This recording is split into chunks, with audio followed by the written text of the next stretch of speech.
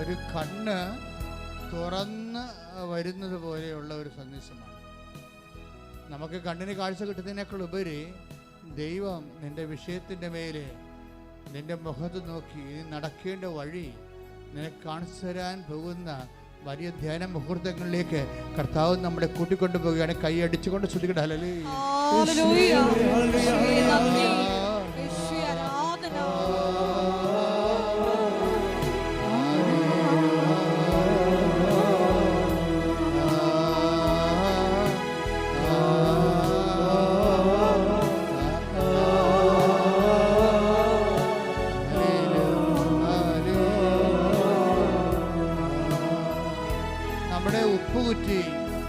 നമുക്ക് ഉപ്പുകുറ്റി ഇങ്ങനെ പൊങ്ങി നിൽക്കത്തില്ലയോ? ഉപ്പുകുറ്റി ഇങ്ങനെ പൊങ്ങി നിൽക്കണ പോലെ ഒരു മാംസവും ഖനമുള്ള മാംസം, എല്ലുപോലെ ദൃഢമായൊരു മാംസം ഒന്തി നിൽക്കുന്ന ശരീരം. അത് ചിലപ്പോൾ മുഖമാകാം, ചിലപ്പോൾ ശരീരത്തിന് വേറെ ഏതെങ്കിലും ഭാഗങ്ങളാകാം. ഖനമുള്ളൊരു മാംസം, എല്ലുപോലെ കഠിനമായ ഭാഗം ശരീരത്തിൽ ഉന്തി നിൽക്കുന്ന വ്യക്തിയെ കർത്താവുകൾ കാണിച്ചു. ആരെങ്കിലും കണ്ടാൽ മതി, ഇങ്ങനെ കൈയൊക്കെ നോക്കുന്ന ആരെങ്കിലും കണ്ടാൽ ഉടനെ കൈ കാണിച്ചു കൊടുക്കും. 5 രൂപയും 10 രൂപയും 50 രൂപയൊക്കെ ഇട്ട് കൈ കാണിച്ചു കൊടുക്കും. അപ്പോൾ നിന്റെ ഭാവി അവരുടെ കയ്യിലുണ്ട് എന്ന് നീ ചിന്തിച്ചാൽ നീ അവനെ ദൈവമായിട്ട് കാണുകയാണ്. അപ്പോൾ നിന്റെ കർത്താവ് ദൈവം ഞാനാകുന്നു എന്നുള്ള ഒന്നാമത്തെ കൽപ്പനകൾക്ക് എതിരാണ് ഇതുപോലെയുള്ള എല്ലാ ഭാവി പ്രവചനങ്ങളും അതുപോലെ തന്നെ വാരഫലങ്ങളും. അങ്ങനെയുള്ള എല്ലാ ആൾക്കാരും ആ വിഷയത്തോട് എന്നേക്കുമായിട്ട് ദൈവത്തെ സ്വീകരിക്കാൻ വേണ്ടി വിട്ടുപേക്ഷിക്കാൻ പറയുന്നു. സ്തുതിക്കട്ടെ. ഹല്ലേലൂയ. നിങ്ങൾ കുറച്ചുകൂടി കവനൻ്റ് കോൺഫിഡൻസ് ഉണ്ടാകണമെന്ന് എൻ്റെ അപേക്ഷ. കവനൻ്റ് എടുക്കുന്നവരെ ആരാണ് കവനൻ്റ് ഹാർവസ്റ്റിംഗ് നടത്തുന്നത്? കവനൻ്റിലെ കോൺഫിഡൻസ് ഉള്ളവരാണ്. ചിലർക്ക് കോൺഫിഡൻസ് എന്ന് വെച്ചാൽ ആത്മവിശ്വാസം. നമ്മുടെ കവനൻ്റ് എടുക്കുമ്പോൾ തന്നെ നമുക്ക് ആത്മവിശ്വാസം ഉണ്ടാകണം. പലരുടെയും ഒരു വിഷയം എന്ന് പറയുന്നത്, എനിക്ക് മനസ്സിലായിരിക്കുന്നത്, ചിലർക്ക് അത്ര കണ്ട ആത്മവിശ്വാസം ഇല്ല. അതുകൊണ്ടാണ് അവരുടെ കവനൻ്റെ ഉടമ്പടി പമ്മി നിൽക്കുന്നതിൻ്റെ കാരണം. ചിലർക്ക് വെടിക്കെട്ട് ആത്മവിശ്വാസമാണ്. ചില പറയും അമ്മയുടെ മുമ്പിലൊന്ന് ചെന്ന് നിന്നാൽ മതിയെന്ന് പറയും. അവരുടെ അനുഭവം അവരുടെ വിശ്വാസത്തിന് ആനുപാതികമായിരിക്കും. ചിലർ പറയും പോയി നോക്കാം, എടുത്ത് നോക്കാം, എങ്ങനെ ഇരിക്കുന്നു വരട്ടെ. നമ്മുടെ ഈ പ്രശ്നമെന്നൊക്കെ പറയുന്നത് എന്തൊരു ഗുരുതരമായ പ്രശ്നമാണ്. ഇതൊക്കെ ആരെക്കൊണ്ട് സാധിക്കും? ദൈവത്തിൽ പോലും അവർക്ക് ദൈവത്തിനെ കൊണ്ട് ഇത് പറ്റുമെന്നാണ് അവർക്ക്. ഈ പണ്ടത്തെ അവരുടെ വിശ്വാസപ്രകാരം ചെറിയ ചെറിയ കാര്യങ്ങളാണ് ദൈവം ചെയ്യണത്, വലിയ കാര്യങ്ങൾ സൂപ്പർ സ്പെഷ്യാലിറ്റി ആശുപത്രിയിൽ ചെയ്യണം. എന്താണ് പ്രശ്നം? ആൾക്കാരുടെ ഒരു അപ്രോച്ചിൻ്റെ പ്രോബ്ലം ഉണ്ട് ഇതിൻ്റെ അകത്ത്. നിങ്ങൾക്ക് ദൈവത്തെക്കുറിച്ചുള്ള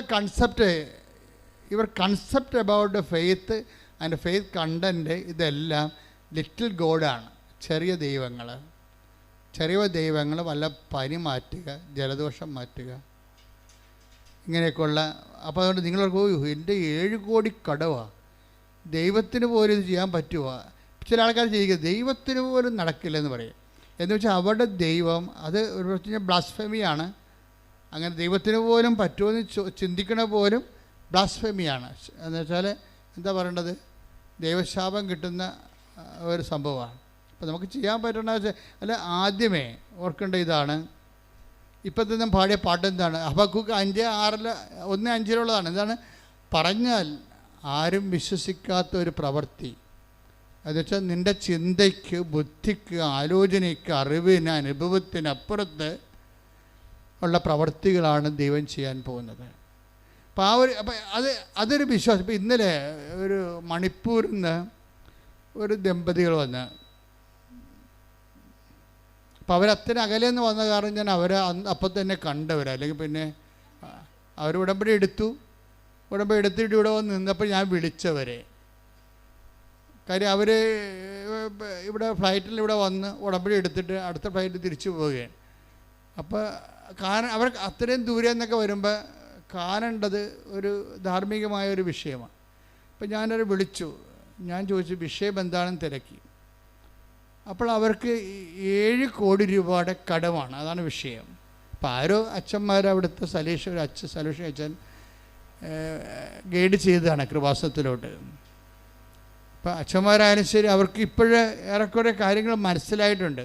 ഒരു മനുഷ്യന് ഒരു വലിയ ആപത്ത് വന്നാൽ അഭയം പ്രാപിക്കാനുള്ള ഒരു സ്ഥലമാണ് അമ്മയുടെ നെഞ്ചകം.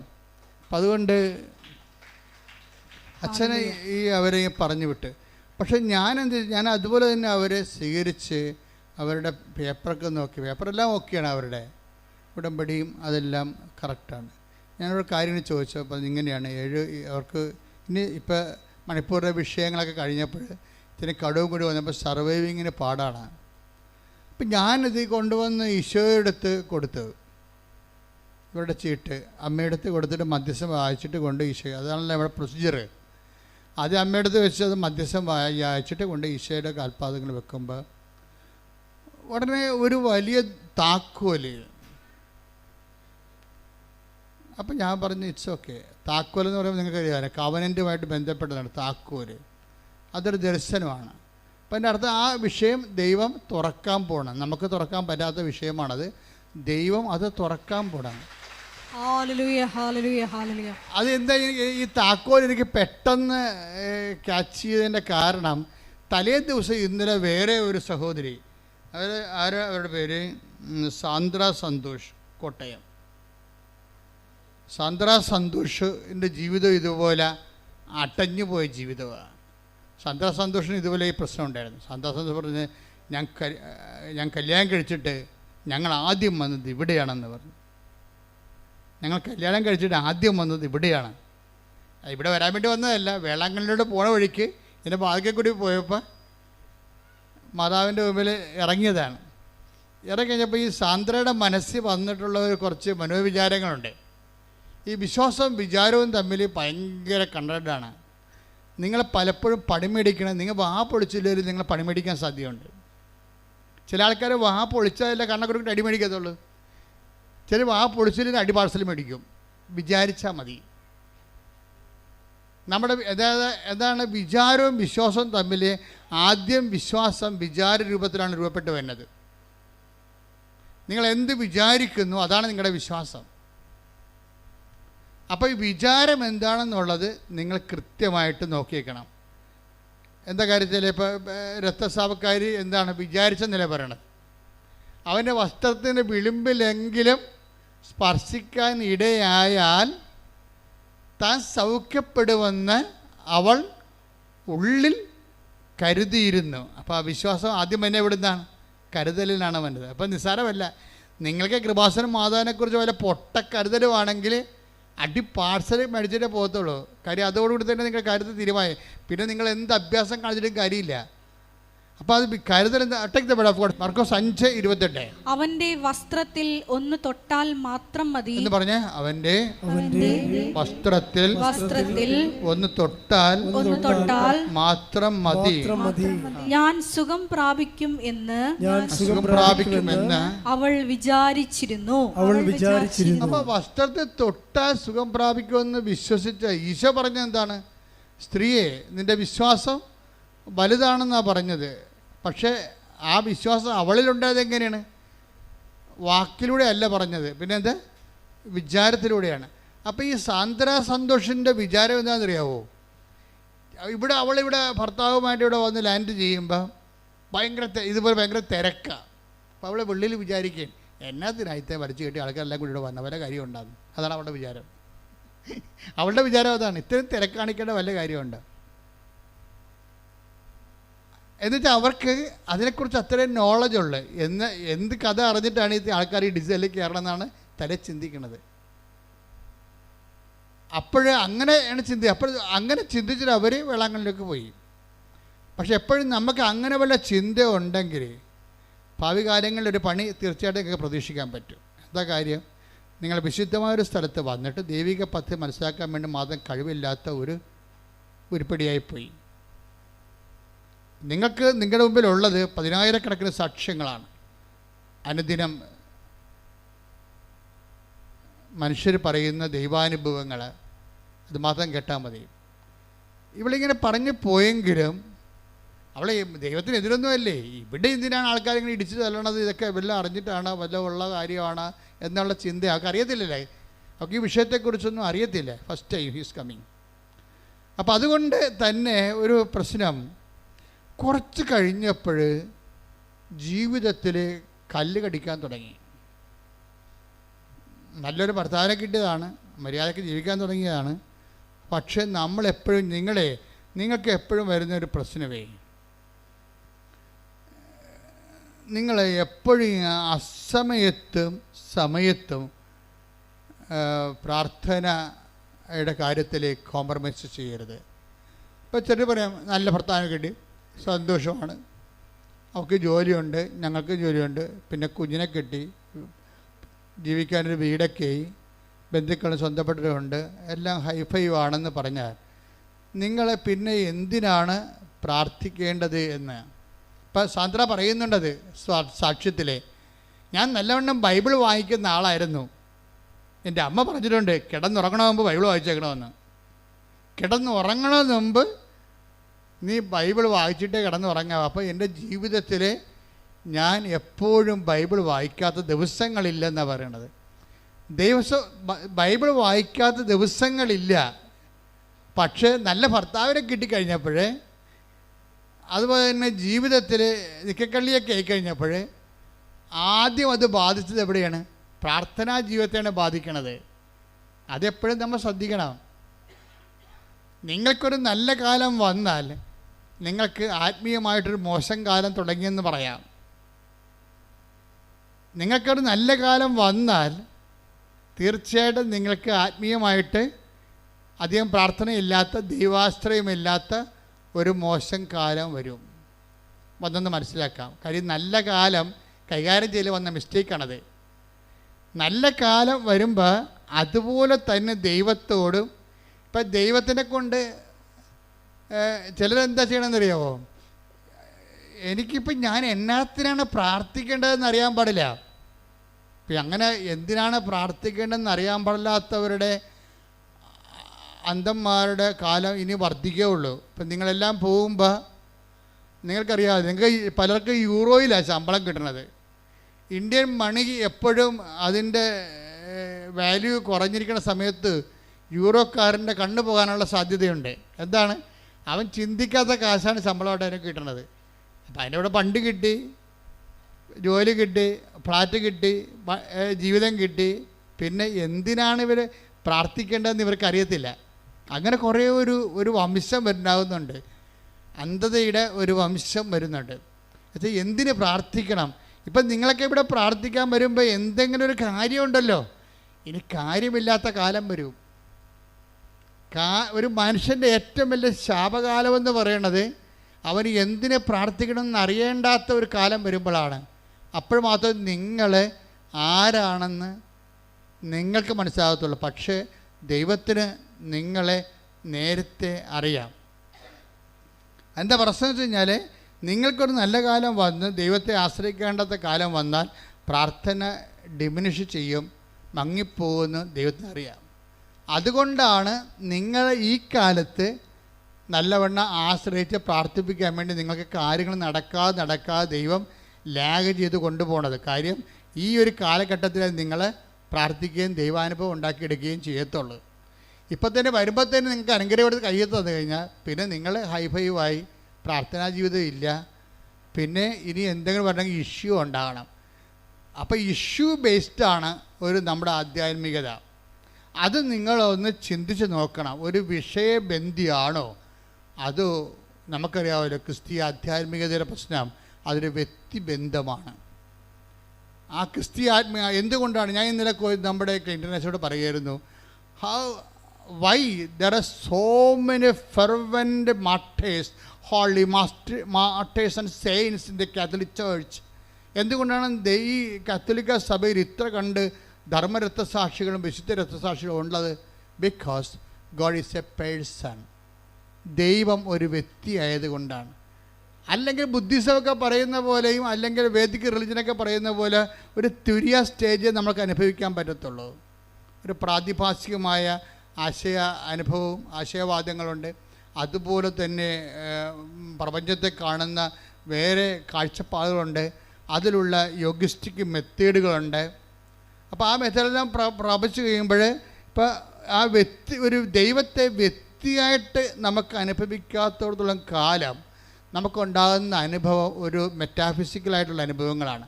അതിൽ ഒരു വ്യക്തിയെ ഇൻവെസ്റ്റ് ചെയ്യാൻ പറ്റുമോ? ഒരാളിനെ ഒരു മെറ്റാഫിസിക്കൽ യാഥാർത്ഥ്യത്തിലേക്ക് ഒരു വ്യക്തിക്ക് അവൻ്റെ ലൈഫ് ഇൻവെസ്റ്റ് ചെയ്യാൻ പറ്റുമോ? അപ്പോൾ അങ്ങനെ വരുമ്പോൾ എന്താ പ്രശ്നം? ഇവിടെ പക്ഷേ അങ്ങനെയല്ല. God is A person. ഇത് ക്രിസ്തു ഒരു വ്യക്തിയാണ്. So we can have A interpersonal relationship. നമുക്ക് ദൈവവുമായിട്ടൊരു പേഴ്സണൽ റിലേഷൻ ഉണ്ടാകും. പേഴ്സണൽ റിലേഷൻ അറിയാമല്ലോ. വ്യക്തിപരമായ റിലേഷൻ ഉണ്ടായിക്കഴിഞ്ഞാൽ എന്തു ചെയ്യും? മനുഷ്യർ അതിനു വേണ്ടി ജീവിക്കും, ചിലപ്പോൾ മരിച്ചെന്നും വരും. അതുകൊണ്ട് തന്നെ ഈ എപ്പോഴും ദൈവമായിട്ടുള്ള എല്ലാ ഇടപാടുകളും പഞ്ചേന്ദ്രിയങ്ങൾക്ക് വിഷയഭവിച്ചിരിക്കുന്നത് അതുകൊണ്ടാണ്. ദൈവം ഒരു വ്യക്തിയായത് കൊണ്ടാണ് ഇന്ദ്രിയങ്ങൾക്ക് അനുഭവവേദ്യമായി വരുന്നത്. ഇന്ദ്രിയങ്ങൾ എത്ര എണ്ണം ഉണ്ട് നമുക്ക്? മൂക്കുണ്ട്, നാക്കുണ്ട്, ത്വക്കുണ്ട്, പിന്നെന്താണ്, ചെവിയുണ്ട്, കണ്ണുണ്ട്, അല്ലേ? ഇത്രയും 5 ഇന്ദ്രിയങ്ങളുണ്ട്. ഈ 5 ഇന്ദ്രിയങ്ങൾക്കും ബൈബിളിലെ ദൈവം ഗോചരീഭവിച്ചിട്ടുണ്ട്. അതുകൊണ്ട് അനുഭവം. അപ്പം ഞങ്ങളെപ്പോലെയുള്ള ഈ ധർമ്മശാസ്ത്രം ചെയ്യുന്ന ആൾക്കാർ നോക്കണത് എല്ലാ ഇന്ദ്രിയങ്ങളിലേക്കും കൊണ്ടുവന്ന് ദൈവത്തിന് ടഞ്ചിബിളാക്കാൻ കഴിയുമോ? അതിന് ബൈബിളിൻ്റെ കാഴ്ചപ്പാടുകൾ എന്താണ്? സഭയുടെ പഠനങ്ങൾ എന്താണ്? ഇതൊക്കെയാണ് ഞങ്ങളെപ്പോഴും ധരിക്കണത്. ഇപ്പം തന്നെ സാന്ദ്ര ഇവിടുന്ന് പോയി. എന്താ സാന്ദ്രയ്ക്ക് സംഭവിച്ചത്? സാന്ദ്ര പെട്ടെന്ന് ഡൈവേഴ്സായി. എനിക്ക് ഒരു ലൈഫ് തന്നെ കണ്ടില്ലേ? ഒരു പൗർണമിയിലേക്ക് നിന്ന് വെച്ചും പെട്ടെന്ന് ജീവിതം അമാവാസിയിലേക്ക് കയറുകയാണ്. പൗർണമി എന്ന് പറഞ്ഞാൽ പൂർണ്ണചന്ദ്രനല്ലേ? പൂർണ്ണചന്ദ്രൻ്റെ ആ ചന്ദ്രശോഭയെന്ന് പെട്ടെന്ന് അത് അമാവാസിയിലേക്ക് പോകും. അമാവാസിയിലേക്ക് പോകുമ്പോൾ എന്താ പറയണത്? ജീവിതം ഇരുണ്ടു പോകും. അവർ പിരിഞ്ഞു പോയി, കേസായിപ്പോയി. അവർ പിരിഞ്ഞും പോയി, കേസായിപ്പോയി. കേസായി കഴിഞ്ഞിട്ട് എന്താ പറ്റണത്? ഇങ്ങനെ കേസ്. അപ്പോൾ ലൈഫ് നോക്കിയാൽ നേരെ ഓപ്പോസിറ്റ്, നേരെ സൗത്ത് പോളിൽ നേരെ നോർത്ത് പോളിലേക്ക് വരിക. നേരെ ഓപ്പോസിറ്റ് അനുഭവങ്ങളാണ്. ഈ ഓപ്പോസിറ്റ് അനുഭവങ്ങളാകുമ്പോഴും ഈ സാന്ദ്രയുടെ ഹിസ്റ്ററി, ആ കേസ് ഹിസ്റ്ററി നോക്കിയാൽ നമുക്കൊരു കാര്യം മനസ്സിലാകും. എന്താണ്? സാന്ദ്രയ്ക്ക് ഒരു ഡിപ്പോസിറ്റ് ഉണ്ട് ജീവിതത്തിൽ. എന്ത് ഡിപ്പോസിറ്റാണ്? അമ്മ പറഞ്ഞു കൊടുത്തിട്ടുണ്ട്, നീ ഉറങ്ങണതിന് മുമ്പ് നീ ബൈബിൾ വായിച്ചിട്ടേ ഉറങ്ങാവൂ. അപ്പം നമുക്ക് അത് അവളങ്ങനെ കീപ്പ് ചെയ്ത് പോകുന്നുണ്ടേ. അപ്പോൾ അതുകൊണ്ട് തന്നെ ഈ നമ്മളവർക്ക് ഇപ്പം ഞാൻ ബൈബിൾ വായിച്ചു, എനിക്ക് തന്നെ ഞാൻ അമ്മ പറഞ്ഞുകൊണ്ട് ഞാൻ ബൈബിൾ വായിച്ചെന്ന് പറയും. പക്ഷേ ദൈവം നിനക്ക് വേണ്ടി ഒരു ആസ്തി സ്വരൂപിക്കുകയാണ്. എപ്പോഴും നമ്മൾ കൊഴുത്ത പശുക്കളെ സ്വപ്നം കാണുമ്പോൾ മെല്ലിച്ച പശുക്കളെ പ്രീസപ്പോസ് ചെയ്യേണ്ടി വരും. അതാണ് ബൈബിൾ നൽകുന്ന പാഠം. Take the word of God. സ്തുതിക്കട്ടെ. ഹല്ലേലൂയ. 17 ഫറവോ ജോസഫിനോട് പറഞ്ഞു, സ്വപ്നം ഇതാണ്, ഞാൻ നൈലിൻ്റെ തീരത്ത് നിൽക്കുകയായിരുന്നു. കൊഴുത്ത് അഴകുള്ള 7 പശുക്കൾ നൈലിൽ നിന്ന് കയറി വന്ന് പുൽത്തകിടിയിൽ മേയാൻ തുടങ്ങി. അവയ്ക്ക് പുറകെ മെലിഞ്ഞ് വിരൂപമായ 7 പശുക്കളും കയറി വന്നു. അത്തരം പശുക്കളെ ഈജിപ്തിലെങ്ങും ഞാൻ കണ്ടിട്ടില്ല. ശോഷിച്ച് വിരൂപമായ ആ പശുക്കൾ ആദ്യത്തെ 7 കൊഴുത്ത പശുക്കളെ വിഴുങ്ങിക്കളഞ്ഞു. എന്നാൽ മെലിഞ്ഞ പശുക്കൾ അവയെ വിഴുങ്ങിയെന്ന് ആർക്കും മനസ്സിലാക്കാൻ കഴിയുമായിരുന്നില്ല. കാരണം മുൻപെന്ന പോലെ തന്നെ ശോഷിച്ചാണ് അവ കാണപ്പെട്ടത്. വീണ്ടും സ്വപ്നത്തിൽ പുഷ്ടിയും അഴകുമുള്ള 7 കതിരുകൾ ഒരു തണ്ടിൽ വളർന്നു നിൽക്കുന്നതും ഞാൻ കണ്ടു. തുടർന്ന് ശുഷ്കിച്ചതും കിഴക്കൻ കാറ്റിൽ വാടിക്കരിഞ്ഞതുമായ 7 കതിരുകൾ പൊങ്ങി വന്നു. ശുഷ്കിച്ച കതിരുകൾ നല്ല കതിരുകളെ വിഴുങ്ങിക്കളഞ്ഞു. എപ്പോഴും ജീവിതത്തിൻ്റെ നല്ല കാലങ്ങൾ, ഇപ്പോൾ എനിക്ക് ചെറിയ മിസ്റ്റേക്ക് സംഭവിച്ചായിരുന്നു. സാന്ദ്രയല്ല, ജിഷ്മ എന്ന ആ കുട്ടിയുടെ പേര്. അവരുടെ ഒരു പുത്തൻകട, നെയ്യാറ്റിൻകര, അവരുടെ സ്റ്റോറിയാണ് ഈ പറയണത്. അപ്പോൾ ജിഷ്മയുടെ ആസ്തി എന്താണ്? ജിഷ്മ നേരത്തെ തന്നെ ബൈബിള് വായിക്കുമായിരുന്നു. അപ്പം നേരത്തെ നമ്മൾ ഒരു നല്ല അഭിവൃദ്ധിയുടെ കാലത്ത് ആധ്യാത്മികതയിൽ വേരൂന്നിയാൽ ഇതെല്ലാം ഇങ്ങനെ ഡിപ്പോസിറ്റായിട്ട് കിടക്കും. അപ്പം ജിഷ്മയ്ക്ക് അമ്മ പറഞ്ഞു കൊടുത്തിരിക്കണത് എന്താ? ഒരു കാരണവശാലും നീ ബൈബിൾ വായിക്കാതെ കിടന്നുറങ്ങരുത്. അപ്പം വിവാഹം കഴിഞ്ഞെങ്കിലും അവൾ പ്രാർത്ഥനാ ജീവിതം അല്പം മങ്ങിപ്പോയെങ്കിലും ബൈബിള് വായിക്കുന്നുണ്ട്. അപ്പം നമ്മുടെ ഉടമ്പടി എന്തെല്ലാം ഉണ്ട്? പ്രത്യക്ഷീകരണ പ്രാർത്ഥനയുണ്ട്. ആ പ്രത്യക്ഷീകരണ പ്രാർത്ഥനയൊക്കെ പറയുമ്പോൾ നിങ്ങളെപ്പോഴും ശ്രദ്ധിക്കേണ്ടത്, എനിക്ക് അമ്മയുടെ പ്രത്യക്ഷീകരണോട് ബന്ധപ്പെടുത്തി അമ്മ തന്നിരിക്കുന്ന ഒഫീഷ്യൽ ടൈം രാവിലെ 5:30 മണിക്കാണ്. അപ്പോൾ എവിടുന്നെങ്കിലുമൊക്കെ ആരെങ്കിലുമൊക്കെ നിങ്ങൾ ഉപദേശിക്കും, 3 മണിക്ക് പ്രാർത്ഥിക്കാം, 10 മണിക്ക് പ്രാർത്ഥിക്കാം, അത് അവരുടെ കാര്യം. ഇവിടും തന്നിരിക്കുന്ന വിഷയത്തിൻ്റെ മേൽ യാതൊരു കോംപ്രമൈസും ചെയ്യരുത്. അത് നിങ്ങൾ ദൈവത്തോട് ഉടമ്പടി ചെയ്തതാണ്. You cannot change it. നിങ്ങൾക്കത് ചേഞ്ച് ചെയ്യാൻ പറ്റത്തില്ല. 5:30 എന്ന് പറഞ്ഞാൽ ചിലപ്പോൾ നിങ്ങൾ പറയും ഞാൻ രാത്രിയാണ് പഠിക്കുന്നത്, അതൊക്കെ നിങ്ങളുടെ സ്വന്തം കാര്യം. ഉടമ്പടി എടുത്താൽ നിങ്ങൾ ആ ഉടമ്പടിയിലേക്ക് 5:30 ഡേറ്റിന് നിങ്ങൾ സമയത്ത് തന്നെ അത് കീപ്പ് ചെയ്യണം. കാര്യം നമ്മൾക്ക് ചേഞ്ച് ചെയ്യാൻ പറഞ്ഞിട്ടില്ല. ഉടമ്പടി പുസ്തകങ്ങൾ ഉടമ്പടി ദൈവം തരുമ്പോൾ അതിന് ടൈം പറഞ്ഞിരിക്കുന്നത് 5:30ആണ്. പുസ്തകം എഴുതുന്ന സമയത്താണ് ഇതെല്ലാം വെളിപ്പെടുത്തുന്നത്. എല്ലാം ചില മണ്ടികൾ അതൊക്കെ സമയം ചേഞ്ച് ചെയ്തിട്ടുണ്ട്. കാര്യം ഉടമ്പടിയാണിത്, അല്ലാതെ നിങ്ങൾ എന്തെങ്കിലും ഒരു ധാരണയല്ല. It's a covenant based bilateral എഗ്രിമെൻറ്റാണ്, ദൈവമായിട്ട് ചെയ്തിരിക്കുന്ന എഗ്രിമെൻറ്റാണ്. നിങ്ങൾ വേറെ ഏത് സമയത്ത് പ്രാർത്ഥിക്കണം, അത് നിങ്ങളുടെ പേഴ്സണൽ വിഷയങ്ങളാണ്. പക്ഷേ ഉടമ്പടി വിഷയം പേഴ്സണൽ വിഷയമല്ല, വ്യക്തിപരമായ വിഷയമല്ല. അത് ഇവിടുന്ന് എന്താണ് ദൈവം ഒഫീഷ്യലായിട്ട് തന്നിരിക്കുന്നത് അതേ ഫോളോ ചെയ്യാൻ പറ്റത്തുള്ളൂ. ശ്രുതിക്കട്ടെ ഹല്ലേലൂയ.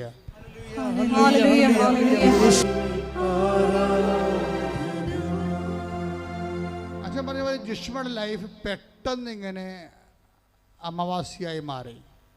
മൊത്തം ഇരുട്ട്, ഭർത്താവ് പിരിഞ്ഞു പോയി, തമ്മിൽ കാണാത്ത ദിവസങ്ങളായി, സംസാരിക്കാത്ത ദിവസങ്ങളായി, കേസുകളായി, അവൾക്ക് ജോലിയില്ല, ത്രാണി പോയി, അതിൻ്റെ ബേസ്മെൻറ്റ് ഒക്കെ പെട്ടെന്ന് പോണ കണ്ടിരുന്നില്ല. നമ്മൾ ഈ പറയുന്ന കാര്യങ്ങൾ ഈ പെട്ടെന്ന് നമ്മളെ ഭർത്താവ് പിരിഞ്ഞു പോകാം, ഭാര്യ പിരിഞ്ഞു പോകാം, സമ്പത്ത് നിങ്ങളെ പിരിഞ്ഞു പോകാം, നിങ്ങളുടെ പേര് നിങ്ങളെ പിരിഞ്ഞു പോകാം. അപ്പോഴെല്ലാം പിരിയാതെ നിൽക്കുന്ന ഒരാളുണ്ട്. അപ്പോഴും പിരിയാതെ നിൽക്കാൻ വേണ്ടിയാണ് നമ്മൾ ദൈവമായിട്ട് ഉടമ്പടിയാകണം. നമ്മുടെ ജീവിതം ഉടമ്പടിയിലേക്ക് കൊണ്ടുവരാൻ കാര്യം, നമ്മുടെ കയ്യിലുള്ള ഭാര്യയായാലും ഭർത്താവായാലും അപ്പനായാലും മക്കളായാലും എല്ലാം പിരിഞ്ഞ് പോകും. പിന്നെ പിരിയാതിരിക്കുമെന്ന് ഒരാൾ മാത്രമേ പറഞ്ഞിട്ടുള്ളൂ. അത് ഉടമ്പടിയുടെ ബേസിൽ മാത്രമാണ്. ഞാൻ നിന്നെ ഒരു കാലത്തും വിട്ട് പിരിയത്തില്ലെന്ന് ദൈവം പറഞ്ഞിരിക്കണത്. ഭർത്താവ് പിരിഞ്ഞാലും ഭാര്യ പിരിഞ്ഞാലും മക്കൾ പിരിഞ്ഞാലും ആരോഗ്യം പിരിഞ്ഞാലും സമ്പത്ത് പിരിഞ്ഞാലും ഞാൻ നിന്നെ ഒരു കാലത്തും വിട്ടുപിരിയത്തില്ലെന്ന് ദൈവം പറഞ്ഞിരിക്കുന്നത് ഉടമ്പടി ബേസ്മെൻറ്റിലാണ്. അപ്പോൾ അഭിവൃദ്ധിയുടെ ഒരു കാലമാകുമ്പോഴും നമ്മൾ ദൈവത്തെ മറന്നില്ല എങ്കിൽ അത് ആസ്തി ഭദ്രതയ്ക്ക് കാരണമാകും. എങ്കിലും നിങ്ങൾ മെല്ലിച്ച പശുക്കളുടെ കാലം വരുമ്പോൾ, സങ്കടത്തിൻ്റെ കാലം വരുമ്പോൾ, ക്ലേശത്തിൻ്റെ കാലം വരുമ്പോൾ, ജിഷ്മയ്ക്ക് വന്ന പോലെ നല്ലൊരു കാലത്ത് നമ്മൾ മോശം കാലത്തേക്ക് പ്രവേശിച്ച് ഡൈവേഴ്സായി പോകുന്ന ഒരു ടൈം വരുമ്പോൾ, അപ്പോഴും ദൈവത്തിൻ്റെ ഭർത്താവ് ഡൈവേഴ്സായി പോയാലും ദൈവം ഡൈവേഴ്സായി പോകത്തില്ല. അതുകൊണ്ടാണ് ആമോസിൻ്റെ 18:12 എടുത്ത് ശ്രുതികട്ടെ ഹല്ലേലൂയ. ഹല്ലേലൂയ ഹല്ലേലൂയ യേശുവേ നന്ദി. ഹല്ലേലൂയ ഹല്ലേലൂയ ഹല്ലേലൂയ ഹല്ലേലൂയ ഹല്ലേലൂയ. എല്ലാവരും ശ്രുതികട്ടെ ഹല്ലേലൂയ ഹല്ലേലൂയ. ആമോസ് 8:12. അന്ന് അവർ കടൽ മുതൽ കടൽ വരെയും വടക്ക് മുതൽ കിഴക്ക് വരെയും അലഞ്ഞു നടക്കും. കർത്താവിൻ്റെ വചനം തേടി അവർ ഉഴലുമെങ്കിലും കണ്ടെത്തുകയില്ല. ഇങ്ങനെ ഒരു ആത്മീയ സിറ്റുവേഷനുണ്ട്. ഇത് നമ്മൾ ഇന്നല്ലെങ്കിൽ നാളെ സൂക്ഷിച്ചില്ലെങ്കിൽ ഫേസ് ചെയ്യേണ്ടി വരും. എന്താണ്? ആമോസ് 8:12. ഒന്നിനു വായിച്ചേ. അന്ന് അവർ കടൽ മുതൽ കടൽ വരെയും വടക്ക് മുതൽ കിഴക്ക് വരെയും അലഞ്ഞു നടക്കും. കർത്താവിന്റെ വചനം തേടി അവർ ഉഴലുമെങ്കിലും കണ്ടെത്തുകയില്ല. എന്തുകൊണ്ടാണ് ഇങ്ങനെ ഒരു സിറ്റുവേഷൻ വരണത്? നല്ല കാലത്ത് കർത്താവിനെ സ്മരിക്കാത്തത് കൊണ്ടാണ്. ഇപ്പം ജിഷ്മയുടെ വിഷയം എന്താണ്? ജിഷ്മ നല്ല കാലത്ത് പ്രാർത്ഥിക്കാതെയും ബൈബിൾ വായിക്കാതെയും കിടന്ന് ഉറങ്ങിയിട്ടില്ല.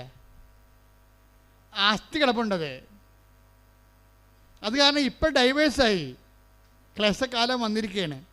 പക്ഷേ ഭർത്താവ് ഡൈവേഴ്സായി പോയി, കർത്താവ് ഡൈവേഴ്സ് ആയിട്ടില്ല. കൈയടിച്ച് ശ്രുതികടല്ലേ. നിൻ്റെ ദൈവവും മാത്രമാകുന്ന ഒരു ഹവറിലേക്ക് ഇന്നല്ലെങ്കിൽ നാളെ നമുക്ക് പോകേണ്ടി വരും. ഞാനീ ദിവസങ്ങളിൽ ഒരു മരിപ്പിന് പോയായിരുന്നു. രോഗിയായി കിടന്ന സമയത്ത് അദ്ദേഹത്തെ കാണാൻ പോയി. പിന്നെ അദ്ദേഹം മരിച്ചു കഴിഞ്ഞ് ഞാൻ കാണാൻ പോയി. അപ്പോഴേ എന്ത് സംഭവിച്ചു കഴിഞ്ഞാൽ, രോഗിയായി കിടക്കുന്ന സമയത്ത് കുറേ ആൾക്കാരൊക്കെ വരും, ഉറ്റവരൊക്കെ വരും. മരിച്ചു കഴിയുമ്പോൾ അടക്കത്തിന് ഒരു സാമ്രാജ്യത്തിലുള്ള ആൾക്കാരുണ്ടാവും അല്ലേ? എല്ലാവരും വരും. കുഴിയാഴ്ചക്ക് പള്ളി വരുമ്പോൾ ഈ മരിച്ചത്ര ആൾക്കാർ കുഴിയാഴ്ചക്ക് ഉണ്ടാകത്തില്ല അല്ലേ? കുറച്ച് ആൾക്കാർക്ക്, നമ്മളെ ഏറ്റവും അടുത്ത ആൾക്കാരൊക്കെ ഉണ്ടാവും. പിന്നെ 41 പറയുമ്പോൾ വലിയ അടിയന്തരമാണെങ്കിൽ കുറച്ച് ആൾക്കാരുണ്ടാവും. പിന്നെ ഇതെല്ലാം കഴിഞ്ഞിട്ട് മരിപ്പ് വീട്ടിലോട്ട് 1-2 പേരായിട്ട് ഒറ്റയും പെട്ടയുമായിട്ട് ബന്ധുക്കളും ഏറ്റവും അടുത്തവരൊക്കെ വന്നു പോകും. അവസാനത്തൊരു സീനുണ്ട്. ഈ ഭർത്താവ് മരിച്ച ഭാര്യയുടെ അവസാനത്തൊരു സീനുണ്ട്. എല്ലാവരും വന്നും പോയും കണ്ടും കെട്ടും പോയിട്ട് പിന്നെ ശാന്തമായിട്ട് മക്കൾ മാത്രമാകും. അവരുടെ പെൺമക്കൾ ആൺമക്കളെ മാത്രമാകും. എന്നിട്ട് അവസാനം ഈ മക്കളും ബാഗ് എടുത്തുകൊണ്ട് അവരുടെ ലീവും കഴിഞ്ഞ് മരണവും കഴിഞ്ഞ് വിദേശത്തേക്ക് പോകുമ്പോൾ ഉണ്ടാകുന്ന ഒരു പഠിക്കവരെ നമ്മൾ പോകും. പിന്നെ നമ്മൾ മാത്രമാകും. ഈ ഒരു സീൻ ഇതാണ് നമ്മുടെ ഒരു കാലത്തെ. ഇവിടെ നിൻ്റെ ദൈവം മാത്രമേ ഉണ്ടാകത്തുള്ളൂ. ഇത് നമ്മൾ ട്രെയിൻ ചെയ്യണം നമ്മളെ തന്നെ. ഇന്നല്ലെങ്കിൽ നാളെ ഏതെങ്കിലും രീതിയിൽ ഭാര്യയോ ഭർത്താവോ അഭിമുഖീകരിക്കേണ്ട ഒരു ടൈമാണ്. നീയും നിൻ്റെ ദൈവവും മാത്രം. ഈ കാലത്ത് ദൈവത്തിൽ നിന്നെ കമ്മ്യൂണിക്കേറ്റ് ചെയ്യാൻ കഴിയണം. എന്നാൽ നീ രക്ഷപ്പെട്ടു. എന്നാൽ സ്വർഗത്തിൽ നിന്നെ കമ്മ്യൂണിക്കേറ്റ് ചെയ്യാൻ പറ്റും. ഈ കാലത്ത് ഇപ്പം ജിഷ്മയുടെ വിഷയം എന്താണ്? അവളുടെ എല്ലാവരും പിരിഞ്ഞു പോയി, ജോലിയുമില്ല, അവൾ 0 ആയിരിക്കുകയാണ്. അപ്പോൾ എന്താ പറയണത്? ചിലർക്ക് സംബന്ധിച്ചിടത്തോളം ആ സമയം ആമോസിൻ്റെ 8:12 സമയമാണ്. എന്താണ്? കടൽ മുതൽ കടൽ വരെ, കടൽ മുതൽ കടൽ വരെയും വടക്ക് മുതൽ കടൽ മുതൽ കടൽ വരെയും, കടൽ മുതൽ കടൽ വരെയും വടക്ക് മുതൽ കിഴക്ക് വരെയും, വടക്ക് മുതൽ കിഴക്ക് വരെയും അലഞ്ഞു നടക്കും. കർത്താവിന്റെ വചനം തേടി അവർ ഉഴലുമെങ്കിലും കണ്ടെത്തുകയില്ല. ഇപ്പോൾ വടക്ക് മുതൽ കിഴക്ക് വരെ എന്ന് പറഞ്ഞത് ഇസ്രയേലിൻ്റെ ഒരു ജിയോഗ്രഫിക്കൽ അവർക്ക് പടിഞ്ഞാറ് ഇല്ല. ശരിക്കും പറഞ്ഞാൽ ഇവിടെ കുറച്ച് സ്ഥലമേ ഉള്ളൂ, ആൾപ്പാർപ്പുമില്ല. അതൊക്കെ കിഴക്കുണ്ട്, വടക്കും ആൾക്കാരുണ്ട്, കിഴക്കും ആൾക്കാരുണ്ട്. അപ്പോൾ ഈ ആൾക്കാരുടെ എല്ലാ കൂട്ടത്തിൽ ഇവൻ അലഞ്ഞ് നടക്കുന്ന ഒരു കാലം ഉണ്ടാവും. ആൾക്കാരുടെ കൂട്ടത്തിൽ ഇവൻ അലഞ്ഞ് നടക്കും. ഒരാൾക്കാരും പക്ഷേ ഇവിടെ ഉണ്ടാകത്തില്ല. അതാണ് പറഞ്ഞത്, ആരുമില്ല. ജനക്കൂട്ടത്തിലൊക്കെ എൻ്റെ ബന്ധുക്കളെ സ്വന്തപ്പെട്ടവരുടെയൊക്കെ സഹായത്തിലൊക്കെ ഞാൻ അലഞ്ഞ് നടന്നു, പക്ഷേ എനിക്കാരുമില്ല. എന്ത് സംഭവിച്ചിരിക്കണത്? കടൽ മുതൽ കടൽ വരെയും വടക്ക് മുതൽ കിഴക്ക് വരെയും നീ ഉഴലും, എങ്കിലും കണ്ടെത്തുകയില്ല. അപ്പം ഒന്നും കാണാൻ ഇവിടെയാണ്. ഇതാണ് ഒരു സ്പിരിച്വൽ ട്രാജഡി എന്ന് പറഞ്ഞ കാര്യം. ഈ ഒരു വിഷയത്തിൽ കണ്ടെത്താത്തത് എന്തുകൊണ്ടാണ്? നമ്മളുടെ ഒരു മസിൽ പവർ കൊണ്ടോ ഒരു ബുദ്ധി കൊണ്ടോ ഒരു ബന്ധം കൊണ്ടോ കണ്ടെത്താവുന്നൊരു മേഖല അല്ല ഇത്.